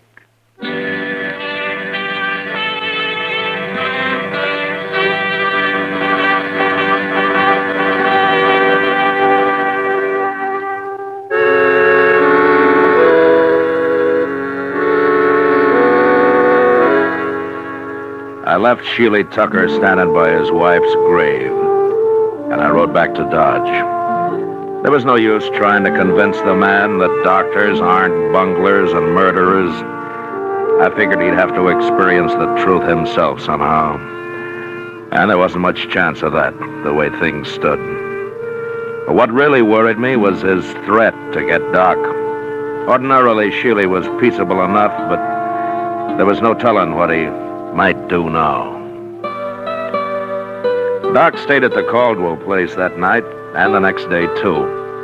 I thought he'd be safe there, and I didn't worry about him. Till the next evening. Kitty and I were having supper at the Dodge house. Matt, for a town that lives on the cattle trade, you'd think we'd be able to eat decent steaks. You should have had the prairie chicken, Kitty. It didn't have to walk all the way from Texas. That steak I had got carried. It was too old to walk. I've never eaten prairie chicken, Matt. What's it taste like? Oh, little chicken. A lot of prairie. If I didn't know you better, I'd say you've been drinking. If I know you, you'll order a steak next time anyway. I don't give up easy, Matt. Yeah, I know. Remember it, then. Sure.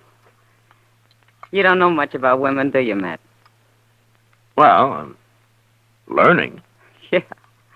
But at the pace you've set, I'll be in my grave before you're out of first grade. Well, it took me 10 years to learn how to handle a 6-gun. Well, that's the nicest compliment I've had all day.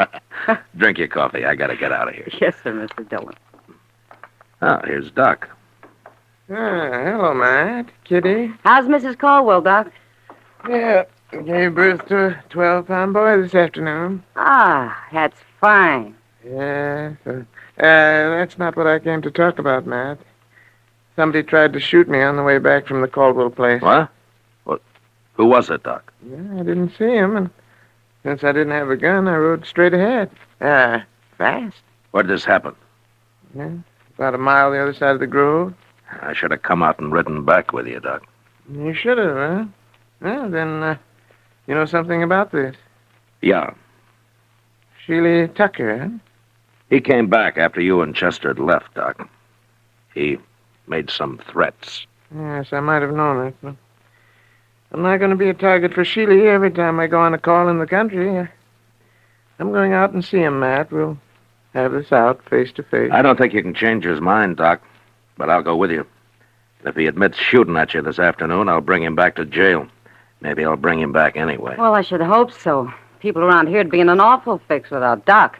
Well, then there's me too, Kitty. Oh, sure, Doc. I was thinking of you. We'll ride out in the morning, Doc. Yeah, good.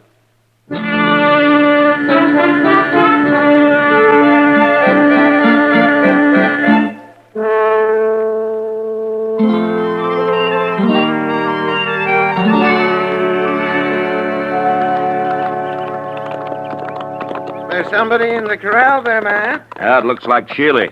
Yes. Him and Ruth both. Hello. Oh. Well, let's leave them here. They'll stand.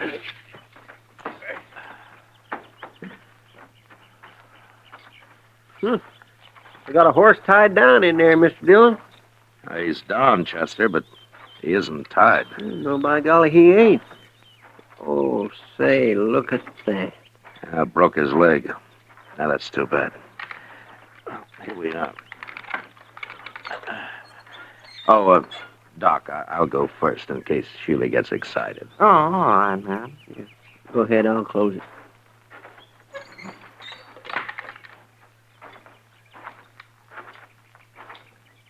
Hello, Sheely. Ruth? Hello.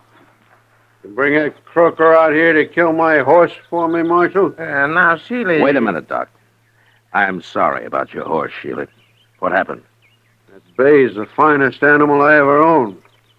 I was just topping him off when he fell and busted his leg. No, blame it. That's too bad. It sure is.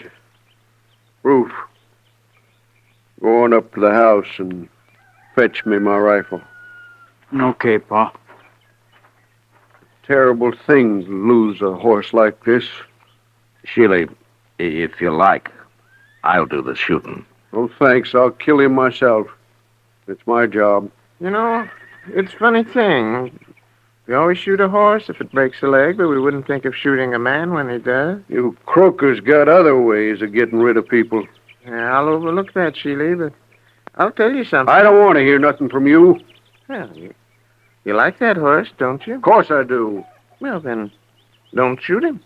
What? Well, look, Sheely, that horse is done for anyway, so won't hurt to let me try to fix his leg the same way I would a man.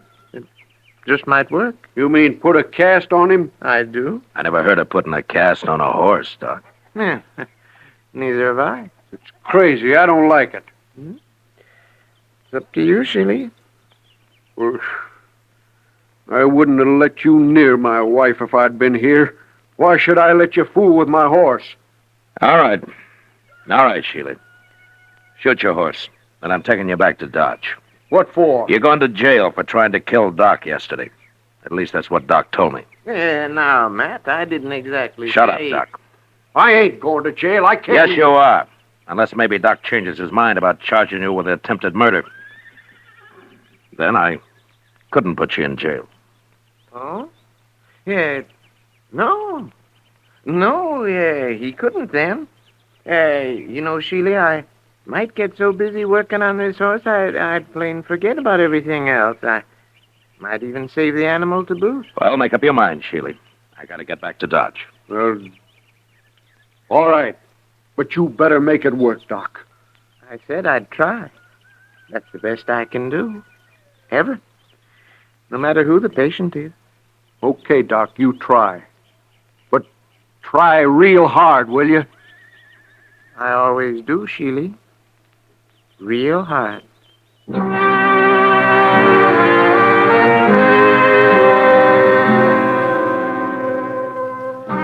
Custer and Ruth made a fast trip into Dodge for a plaster of Paris and some muslin to go under it. And when they got back, Doc went to work. An hour later, he had a heavy cast on the horse's leg. And after giving Sheely some final instructions, he was finished. He promised to come back in a couple of weeks and put a lighter cast on, and then we left. Sheely didn't say much, but I knew if anything went wrong with that horse, he'd be after Doc again. However, 6 weeks went by before anything happened. Doc and I were hiding out in his office with a game of chess we'd started a few days earlier. Yeah, doggone rook, if you're sitting there, Matt. If I move my bishop, you'll be right in on that queen. That's the only move you got, Doc. All right. There you are, Matt. See what you can do with it. Couple more of those and I'll get that queen. Doc. Well, hello, Sheely. Doc, I've been looking everywhere for you, blast you. Why'd you put a sign on your door saying you were out? How come you're wearing a gun, Sheely? Man, it'd be a fool not to wear a gun in this town, Marshal. He'd be a worse fool to try to use it. Don't rile me. I'm in a bad enough temper already. What's wrong, Sheely? How's your horse? My horse is tied up right outside, Doc. What? Yeah, I took that second cast off myself. Then I rode him in here. Of course, I took it easy with him, Doc, real easy. And he ain't even limping. Well, what do you know? By heaven, it works. Oh, that's fine, but what are you so heated up about, Sheely? Well, you'd be heated up too, Marshal. You've been carrying a rotten tooth in your jaw as long as I have. You mean you're looking for a doctor, Sheely? I'm man enough to admit it, Marshal. Well, now, Sheely. You just sit down right over there, and I'll see what I can do. Okay, Doc. This is the one right here. Try to get it out, will you? I'll try, Sheely. That's the best I can ever do. Ever. That's good enough for me, Doc.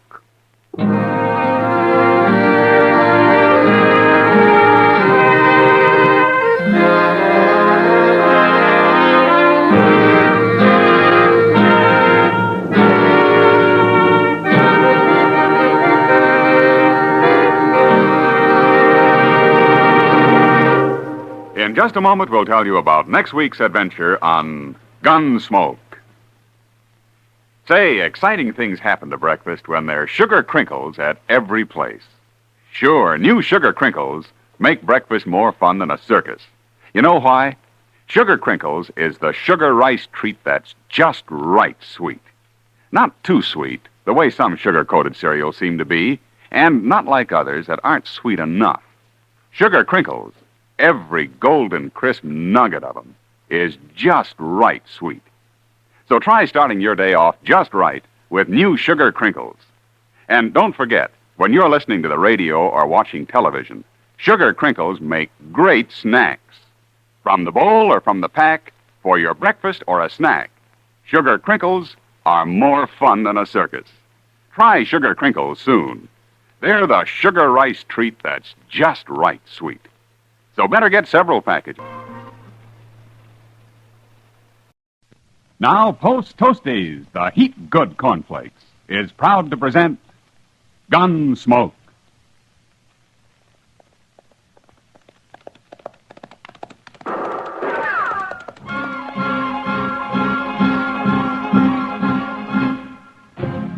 Around Dodge City and in the territory on west, there's just one way to handle the killers and the spoilers, and that's with a U.S. Marshal and the smell of gun smoke.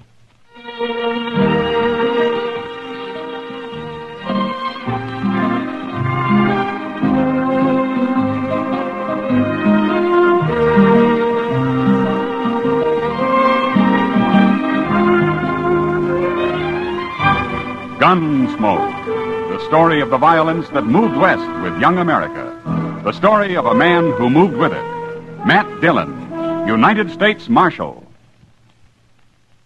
Say there, next time you hear a crackling noise in your kitchen, better get up and investigate. Maybe somebody just couldn't wait for his breakfast of crackling crisp Post Toasties.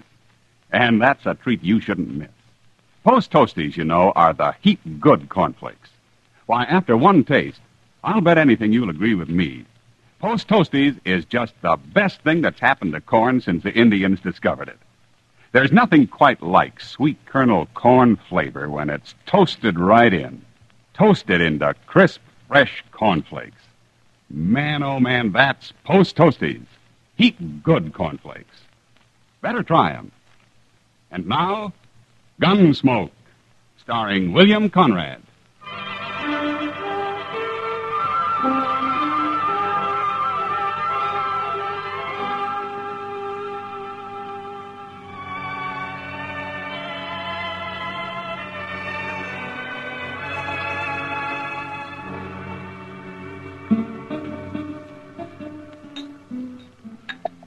You sure are slow with that beer, Doc.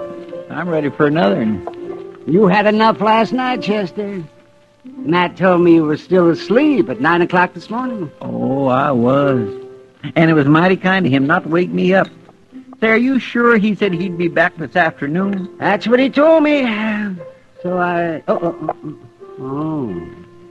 Now, what in the world was that fella? Who? Who just came in the door there with Tyler and Short. Oh, him, that Weed Pendle. He rode in on a mule a couple days ago. Well, which has the bigger ears, him or the mule? Oh, he is funny looking, all right. And he acts peculiar, too. That's a mighty scrawny mule, Pendle. I seen you on him this morning. Pendle here's kind of scrawny yourself, Short. Maybe some beer to fatten him up a little. I'd like some beer, all right, but I got no money. Why don't you sell that guitar of yours? Sell my guitar? No, I'd never do that. You must have a nickel at least. Last money I had got stolen. Now, who'd dare steal money off a tiger like you, Pendle? I was asleep. I started to wake up, but they kicked me in the head. You call that a head? Looks to me more like your neck just growed out and haired over. I ain't very handsome. You sure ain't. Hey, what'd your old lady think of you when she saw you, Pendle? I don't know. She died. Yeah, laughing, I'll bet.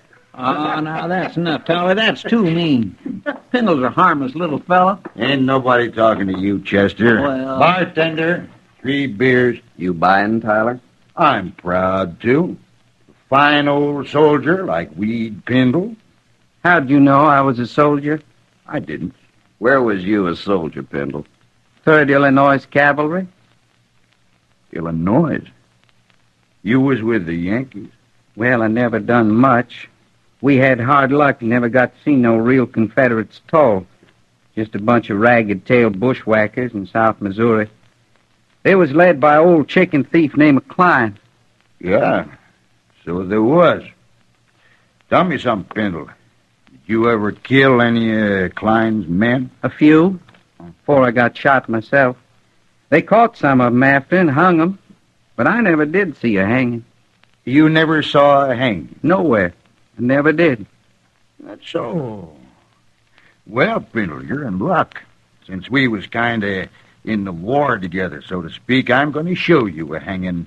You're about ready, ain't you, Short? My rope's on my saddle. I'll get it and meet you out back. They going to be a hanging? A real hanging? There sure is. You're lucky, Pendle. You run into us just in time. What are you talking about, Tyler? Who are you going to hang? It's a kind of surprise, Chester. You can watch, too. Here. You know it's against the law to hang people around here? I saw Marshal Dillon ride out of town this morning. When he gets back, it'll be all over.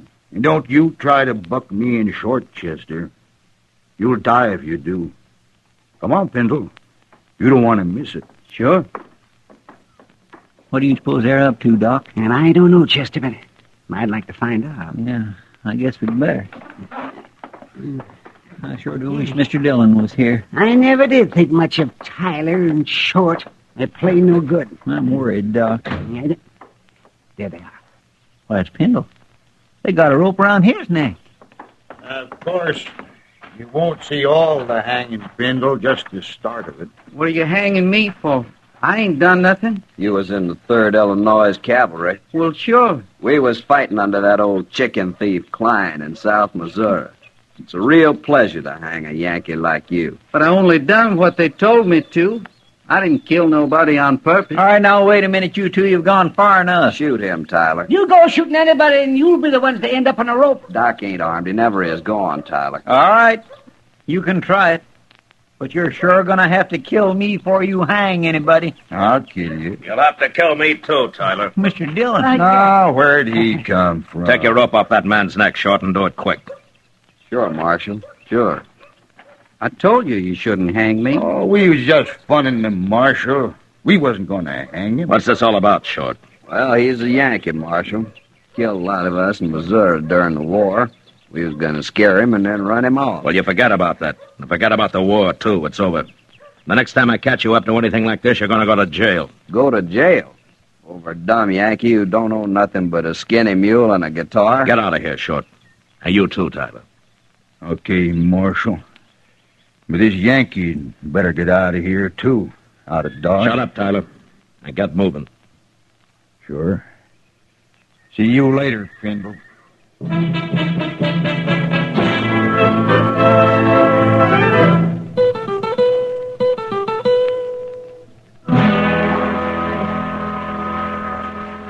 Pendle, Marshal Dillon's here. He wants to see you.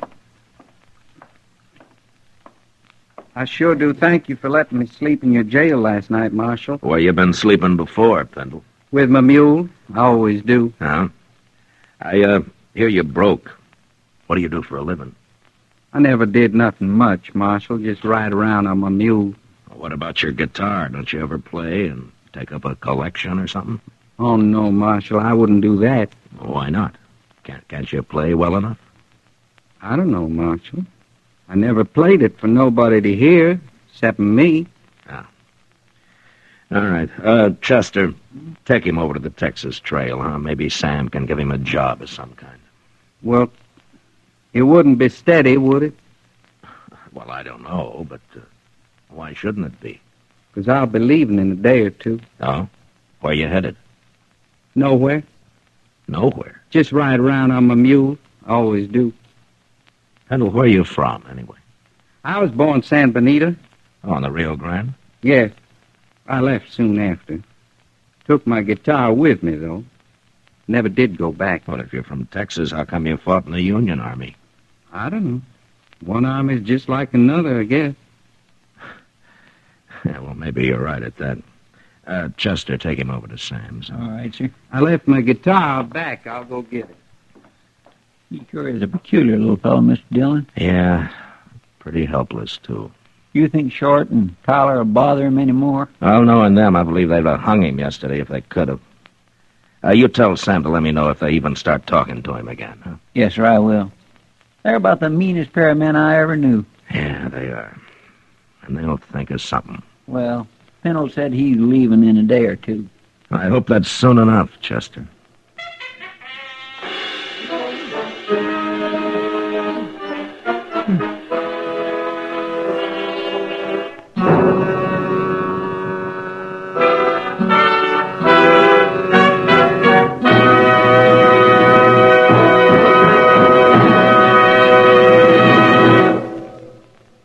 Say, how are morning appetites at your house? If they're pretty drowsy, here's a real good way to wake 'em up. Set a bowl full of Post Toasties, the heap-good cornflakes, at everybody's place. Just watch your folks take notice when they see how crisp Post Toasties are. And wait till they taste that sweet kernel corn flavor toasted in. Bet your whole tribe will agree with you. Post Toasties are the best thing that's happened to corn since the Indians discovered it. And here's a thought, if you'd like to make a good thing even better. Try topping Post Toasties with your favorite fruit. You'll find that's a mighty good way to start the day. Fact is, it's a downright delicious way. So next time you shop, be sure to ask for Post Toasties. They're the heap good cornflakes. You'll see. Post Toasties heap good cornflakes. The best thing that's happened to corn since the Indians discovered it. Heap good cornflakes. Post Toasties heap good cornflakes. Now back to Gunsmoke.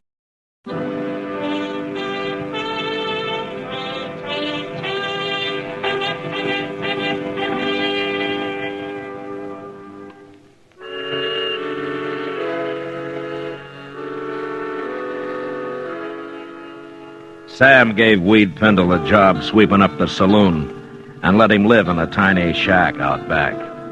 He tried to get him to play his guitar, but Pendle wouldn't do it. And we all began to think that he probably didn't even know how. It's hard to believe that anyone as simple as he was could learn to do anything. I looked up Short and Tyler and warned them again to leave him alone, and they did. Until one morning a couple of days later, Chester and I had just come out of Delmonico's and were walking up Front Street. Look at there, Mr. Dillon, across the plaza. Yeah, I saw them. Let's go over there, Chester. It's Pendle and his mule, all right. Yeah. And Tyler and Short, too. I told them to keep away from him. What are they laughing at? They're laughing, but he isn't. What do you suppose they've done to him now? Look at his mule, Chester. What? That's what they've done. Oh, my goodness, Mr. Dillon, he's lost a ear. I thought Yankees liked their mules that way, Short. At least I always heard they did. I guess they're just no pleasing to some men, Tyler. You shouldn't have done that to my mule. Well, it's the Marshal again. Did you men do this? Now, Marshal, we ain't done nothing to Pendle. Did they do it, Pendle? I tried to stop him, but Tyler held me. And they gave me my mule's ear, Marshal. Right here. See? Yeah. Turn around, both of you. Turn around, I said. Now take their guns, Chester. Yes, sir.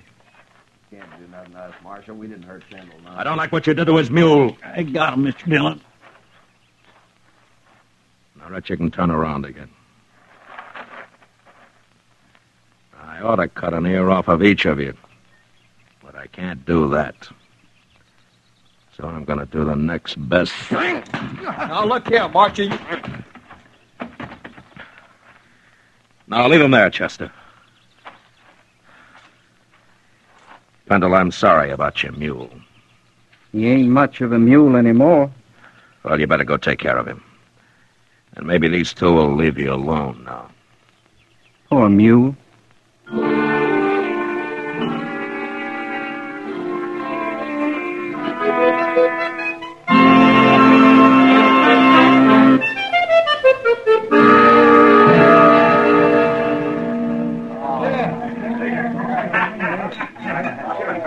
You know what Weed Pendle told me yesterday, Matt? Well, it could have been almost anything, knowing him, Kitty. No, this kind of makes sense. I asked him if he was ever lonely, and he said, no, he never stayed anywhere long enough to get to know anybody that well. He's a little strange, all right.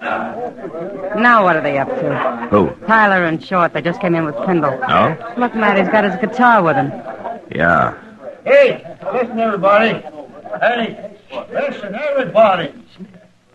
Little Yankee's gonna play his guitar for us. At least he's gonna try. Ain't you, Yank? Don't shoot my mule. We ain't gonna shoot your mule. Not if you play good enough. Go on, get started. If you know how. They threatened to kill his mule, Matt. You gotta stop them. No, wait a minute, Kitty. Go on, Pendle. Go on, play. All right. Wait a minute.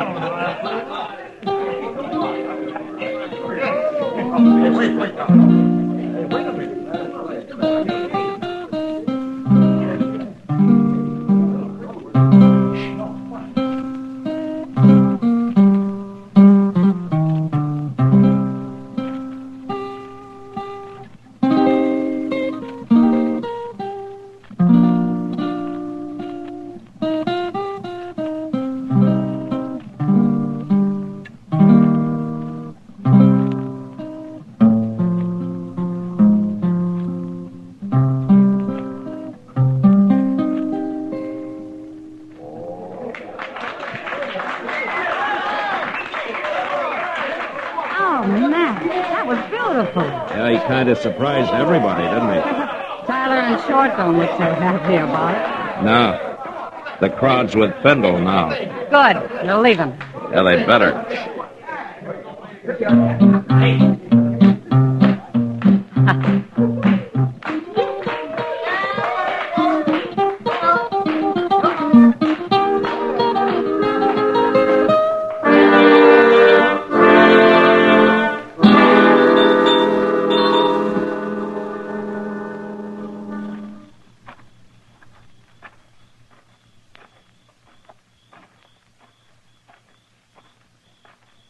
Hello, Yankee.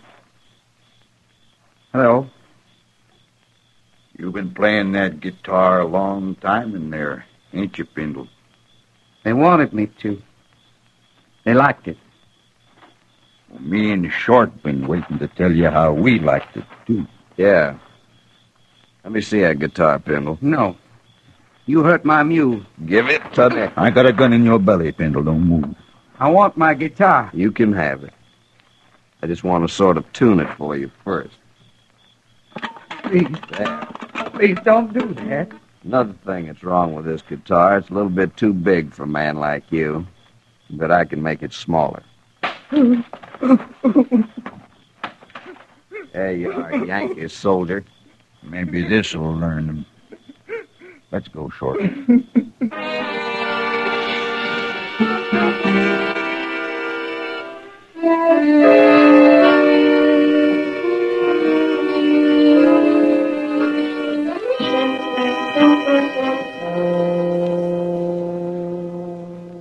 Are they both dead, Doc? Oh, my, yes. Real dead. For several hours, at least. Why, they must have been asleep when it happened, Doc. It looks like Short there struggled a little.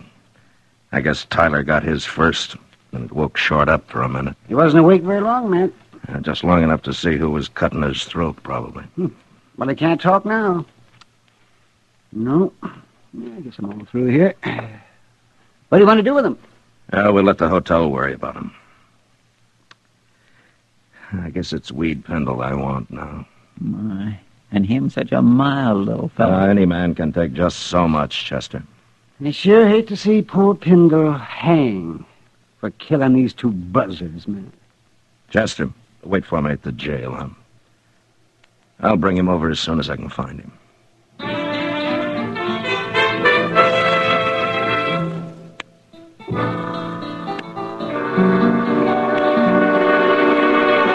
Sam?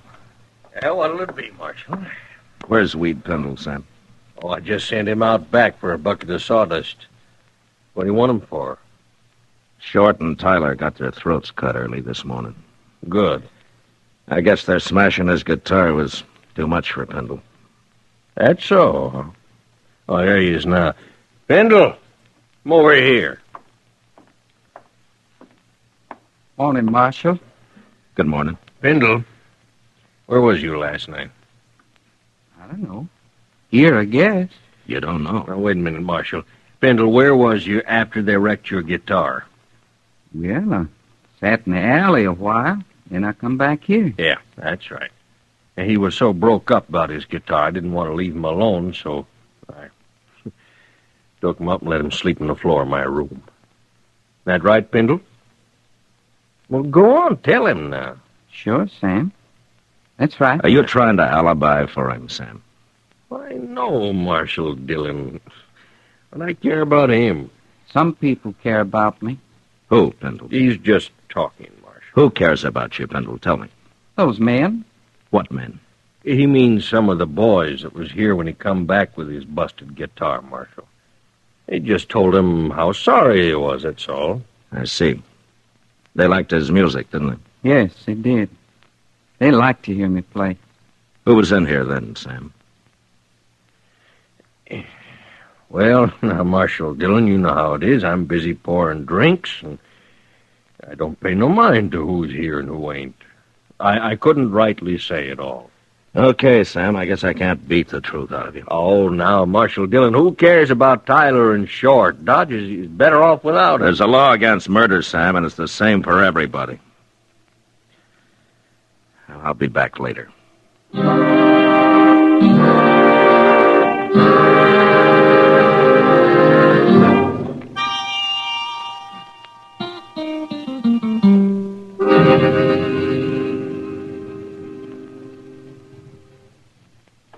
What are you going to do now, Mr. Dillon? Well, I've done all I can, Chester. The whole town's just plain quit talking. Nobody knows anything. Well, I guess they're all trying to protect Pendle. Yeah, they are. But he didn't do it. Well, who did then? Well, if I could prove who did it, Chester, I'd have him in jail. Say, come over here. Well, I declare, Mr. Dillon, it looks to me like he's leaving town. Yeah, I told him he could go. He looks funnier than ever on that one-eared mule. Yeah. Well, Dodge treated Pendle pretty rough. It sure did. Poor little fellow looks kind of empty like that his guitar, don't he? Well, maybe you'll find another one somewhere. Anyway, they sure like to hear him play in this town. Yeah, a couple of the boys in particular, I guess. Yeah, they liked it just fine.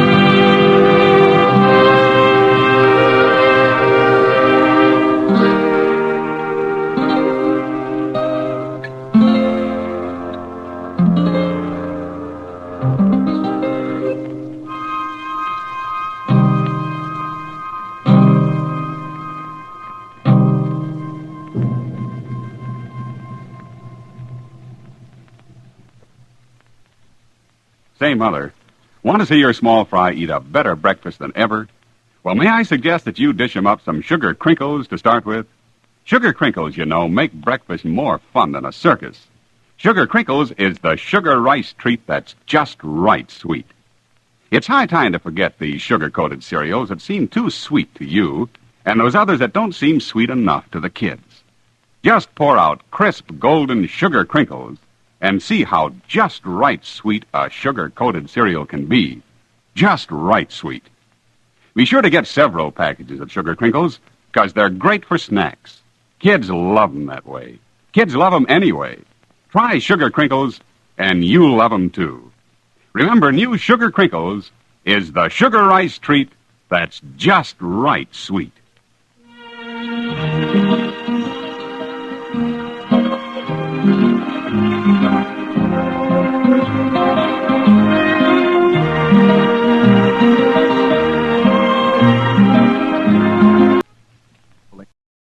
Gunsmoke, transcribed earlier today from CBS.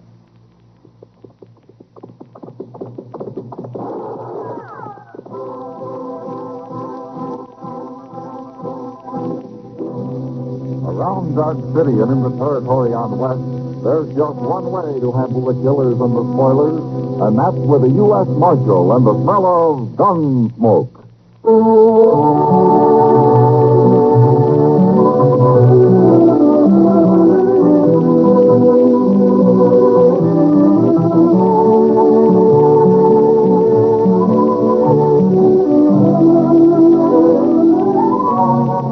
Gunsmoke, starring William Conrad, the transcribed story of the violence that moved west with young America. The story of a man who moved with it. Matt Dillon, United States Marshal.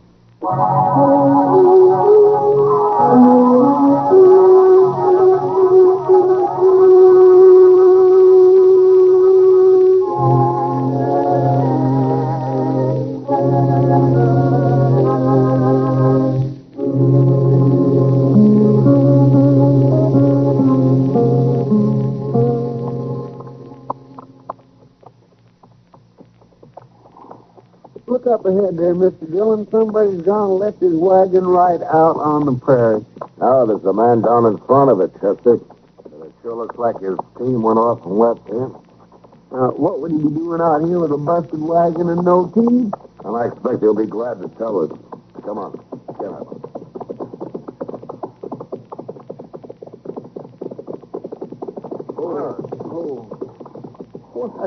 It's Mike Blocker. Yeah. Hello, Mike. Hello there.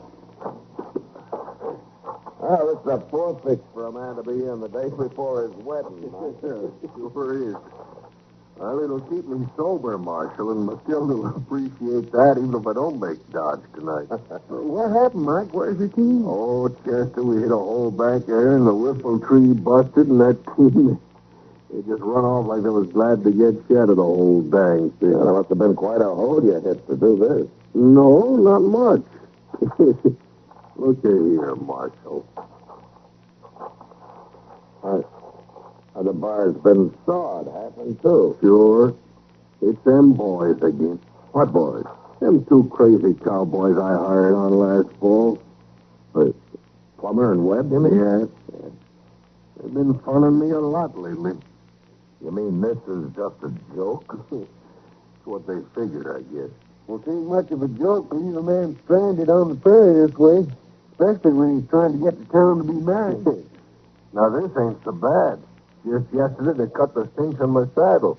Good thing the bronc got loose and bucked off before I could get mounted. I wish I were as even-tempered as you are, Mike. Well, Marshal, it don't pay to get mad. No, but it seems to me Plummer and Webb are going a little far with their joke. Don't they want you to get married? I don't know. I never asked you. Where are they now? Oh, they rode into Dodge this morning. They see me at the wedding. I had to bring the wagon so that I could carry Matilda back to the ranch. Well, we'll find your team for you. Maybe we can rig up a whipple tree of some sort. You can buy a new one in Dodge. Oh, I'd be beholden to you, Marshal. You'll get to town in time for a drink yet. We'll ride along with you to see what you do, Mike.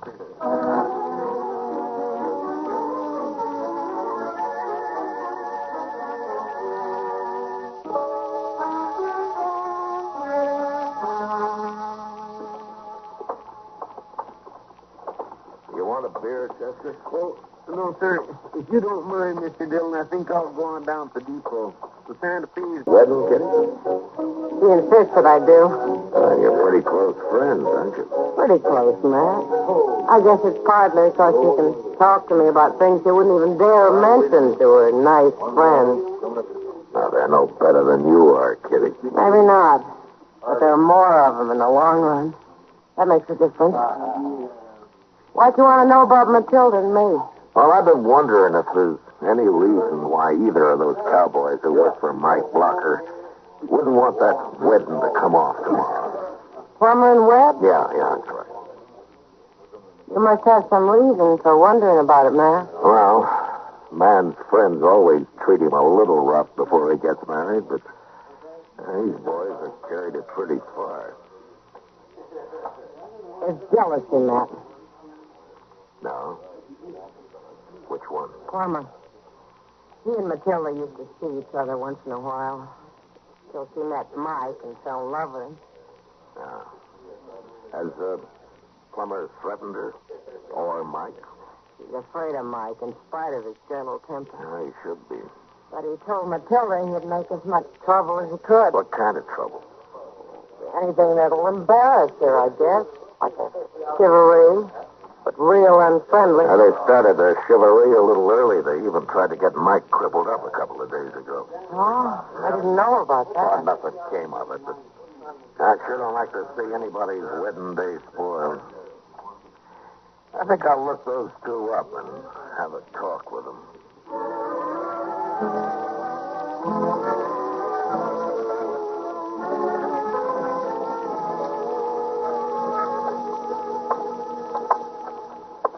I swear I've been in every saloon in Dodge, Mr. Dillon. Maybe they ain't in town after all. Well, we'll try the hotel, Chester. Why don't you just throw them in jail till the wedding's over? I'd like to. Now, wait a minute. There they are. It's them, all right. I saw Mike over at the Longhorn taking on a few. Well, even marrying a good woman makes a man nervous. Oh, it sure does. Well, just the thought of it, and I want to go live with the Comanche. Well, you can't let other men do all the marrying. Why not? I don't know, Chester, but it's what they say.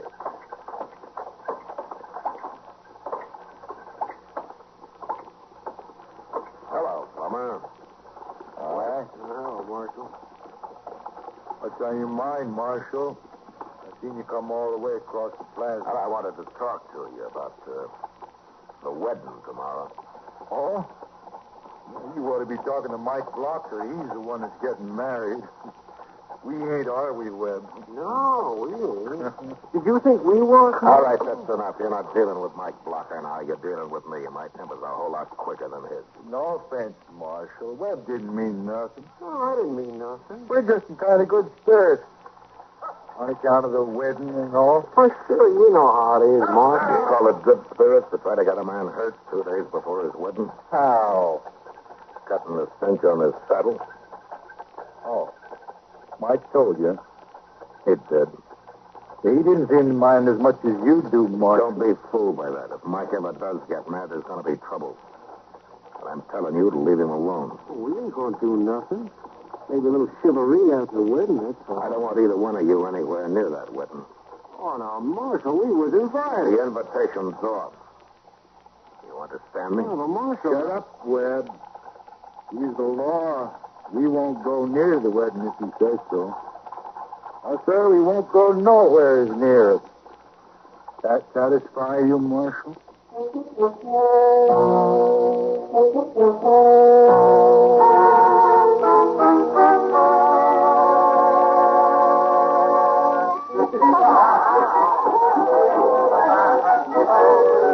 The jello looks beautiful, man. Now, being a bride sure does something to a woman, Kitty. It's the groom that really does things, too. Jasper, you're jealous. If you'll excuse me now, I promised her I'd go to her room and help her get packed. You should see all the lovely new clothes she has. She's been saving for years. Yeah, I know. Mike told me. He's real proud. You're going to wait around to see him off, aren't you? Yeah, we'll be here. I couldn't get Custer away from that free liquor anyway. This liquor may be free, but it ain't too stout. I'm on my third glass, and I don't feel a thing. You don't have enough blood in you to move it around, Chester. That's your trouble. Well, I'd have plenty of blood if it wasn't for old quacks like you bleeding me every time I get cold. I never bled a man in my life, and you know it. Well, maybe you didn't, but I sure have been bled by other doctors. Don't blame me if you're fool enough to let them do it. See, you know, Matt, I've always said if people would just stand up for their doctors once in a while, it'll improve the whole medical profession. Well, you may be right, Doc. Of course I might. I'm going to go see if that jug is empty yet. Yeah, I think Mike's drunk half of it himself. Take a look around outside while you're at it, huh, Chester? For Plummer and Webb? Oh, they haven't showed up yet, but they might be waiting. All right, sir, I'll do it. Oh, it's a nice wedding. Wasn't it, Matt? Yeah, fine. I brought some ammonia along in case Mike got too weak to go through it. His entrance was a little shaky, but he got his color back about the halfway mark. Matt. What? Oh, what's the matter, Kitty? Matt, it's terrible. That poor girl. What's happened? It's her clothes, all her new clothes. Matt, we went to her room to get a pack, and everything's been torn to shreds. What? It's a mess. And Matilda's up there crying her heart out. A plumber, I suppose. Of course she'd get it. Who else would? Poor girl. You better go back to her, Kitty. And don't tell anybody about it yet. All right, Matt. Hey, well, what are you going to do, Matt? Find Plummer and Webb and lock them up. Mike's pretty drunk, and I got an idea he won't take this joke as easy as he did the other.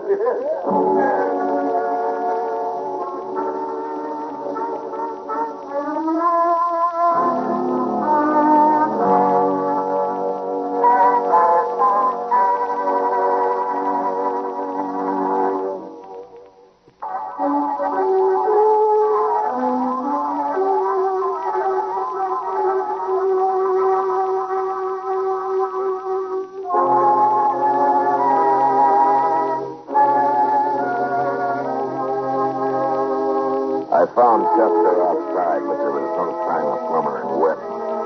We figured they must have sneaked into Matilda's room during the wedding ceremony, and while she stood downstairs happily becoming Mike's bride, they were up there ripping her trousseau to pieces. Still, I was less worried about her than about Mike.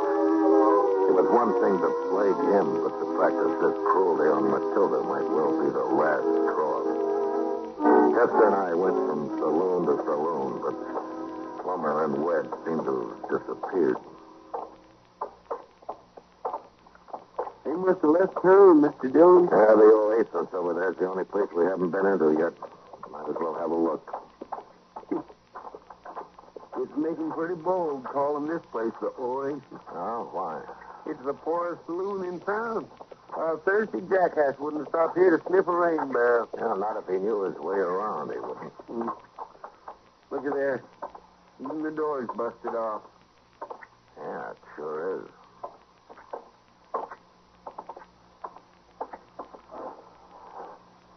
Mr. Dillon, this place is a wreck. Where is everybody? There's been a fight here, Chester. Now, there's somebody. Look at his head. He's laying funny. What? Well, that's Webb. Yeah. He got his neck broke, Chester. Where'd that come from? They're behind the bar there. Maybe a plumber. No, that's not Plummer. Hey, get the beer off the bar and throw it on him, Chester. Yes.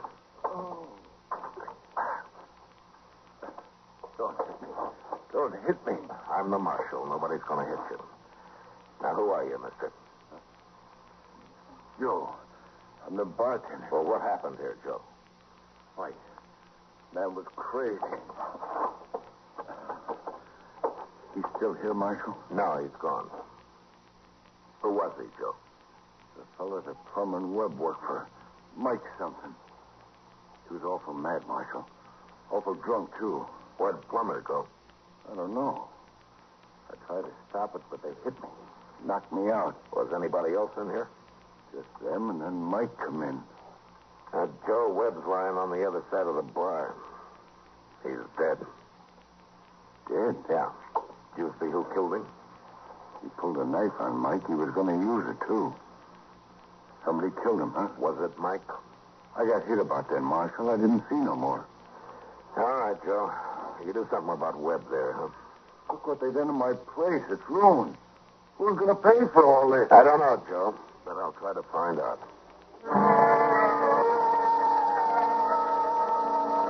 I didn't find out, not that night anyway. We looked around the oasis inside and out, and then I sent Custer down to wait for Mike in case he showed up at Matilda's place. So I scouted the town again. But shortly after daybreak, we both gave up and met back at the office. Miss Kitty was down here, Mr. Dillon. She stayed with Matilda all night. Oh, good. How's Matilda taking it? Well, I don't think she cares about her clothes anymore. She's worried about Mike. You didn't tell her about Webb being killed, did you? Oh, my goodness, no, sir. I wouldn't do that. She'll find out soon enough, poor thing. What's Mike? Yeah, Mike. I've come to turn myself in, Marshal. Where you been, Mike? Asleep? Oh, where's Plummer? Oh, I don't know. I was so drunk and so mad, I don't remember much of anything. I think he knocked me on the head while I was finishing off Webb. I know I ain't seen Plummer since. I just been down to the Oasis. Joe ain't seen him neither. Well, nobody has, I know, but where were you? Oh, I was awful drunk, Marshal.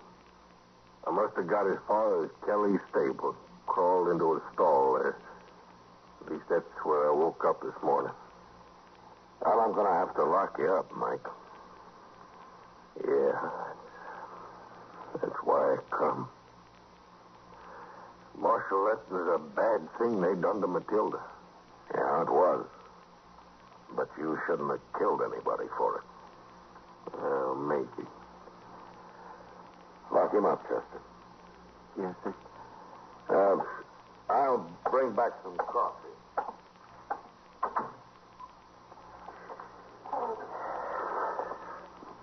This way, Mike.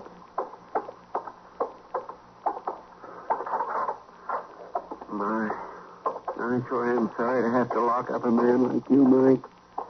If you didn't, Chester, I'd just go find Plummer and kill him. There you are. Yeah.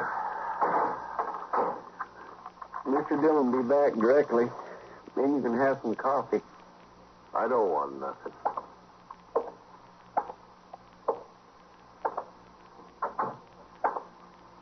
Don't move, Chester. Plumber. I'll take your gun. Well, we've been looking everywhere for you. Are you glad you found me?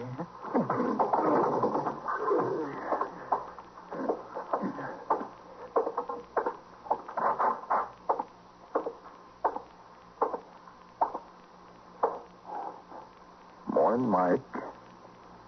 What are you doing here, Plumber? I come for you, Mike. I'm going to take you out back and kill you.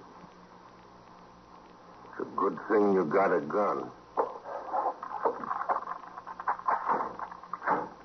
I didn't have a gun last night. What'd you hit me with then? Table leg. I should have killed you, too. You didn't kill Webb. What? You knocked him out, that's all. What are you talking about? He's dead, ain't he? Sure, he's dead. After I hit you with that table leg, I busted his neck with it. What for? So they'd hang you for it. Well, then what are you doing here now? I've already admitted to killing him. I got to thinking, that's why. Thinking what? Well, when Doc gets a look at Webb, he'll know you couldn't have hit him that hard. And anyway, I figured you'd remember about it all. They'll hang you, Plumber. Not me. I'm going to kill you, and then I'm going to be gone to Texas. You shoot me, I'll hear you. I ain't going to shoot you. Less'n I have to. I'm going to cut you, Mike. And you won't look very good when Matilda sees you. Matilda? We was friends once, Mike. Real good friends. You know the kind. You and Matilda? I'll tell you what it was like while I'm cutting your throat. Get out of that cell now.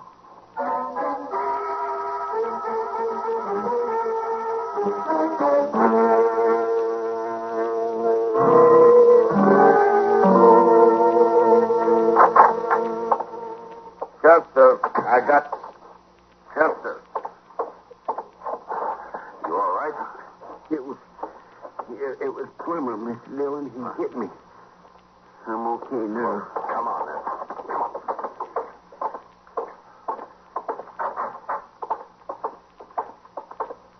Mike's gone. Plummer must let him out. Let him out. Nothing. He's probably killed him. Let's look out back.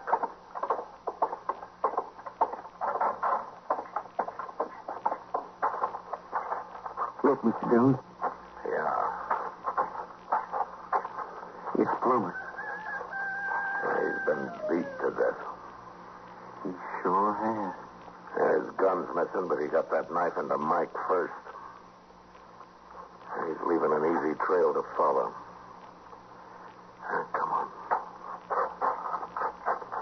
He headed for the alley. I wonder you didn't run into him out on the street. If he got that far. All right, stay back, Chester. I'll go around the corner first. Yes, sir.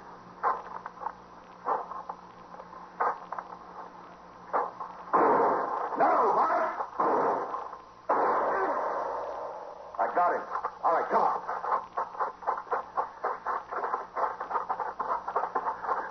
Mike, what did you shoot for? Well, I didn't know it was you, Marshal. Thought maybe Plummer had come to. Now, Plummer's dead. You're not in very good shape yourself. He cut me a little before I got to him. Ain't bad, but I might have killed you. Thank you for not trying, Marshal. Well, we better get you up to Doc. He'll dig that bullet out of your arm. Sure. By the way, Mike, I saw Doc a few minutes ago. He'd been down looking at Webb. What did you hit him with? Oh, Plummer killed him. Told me so. He had a table leg, Marshal. Doc figured something like that.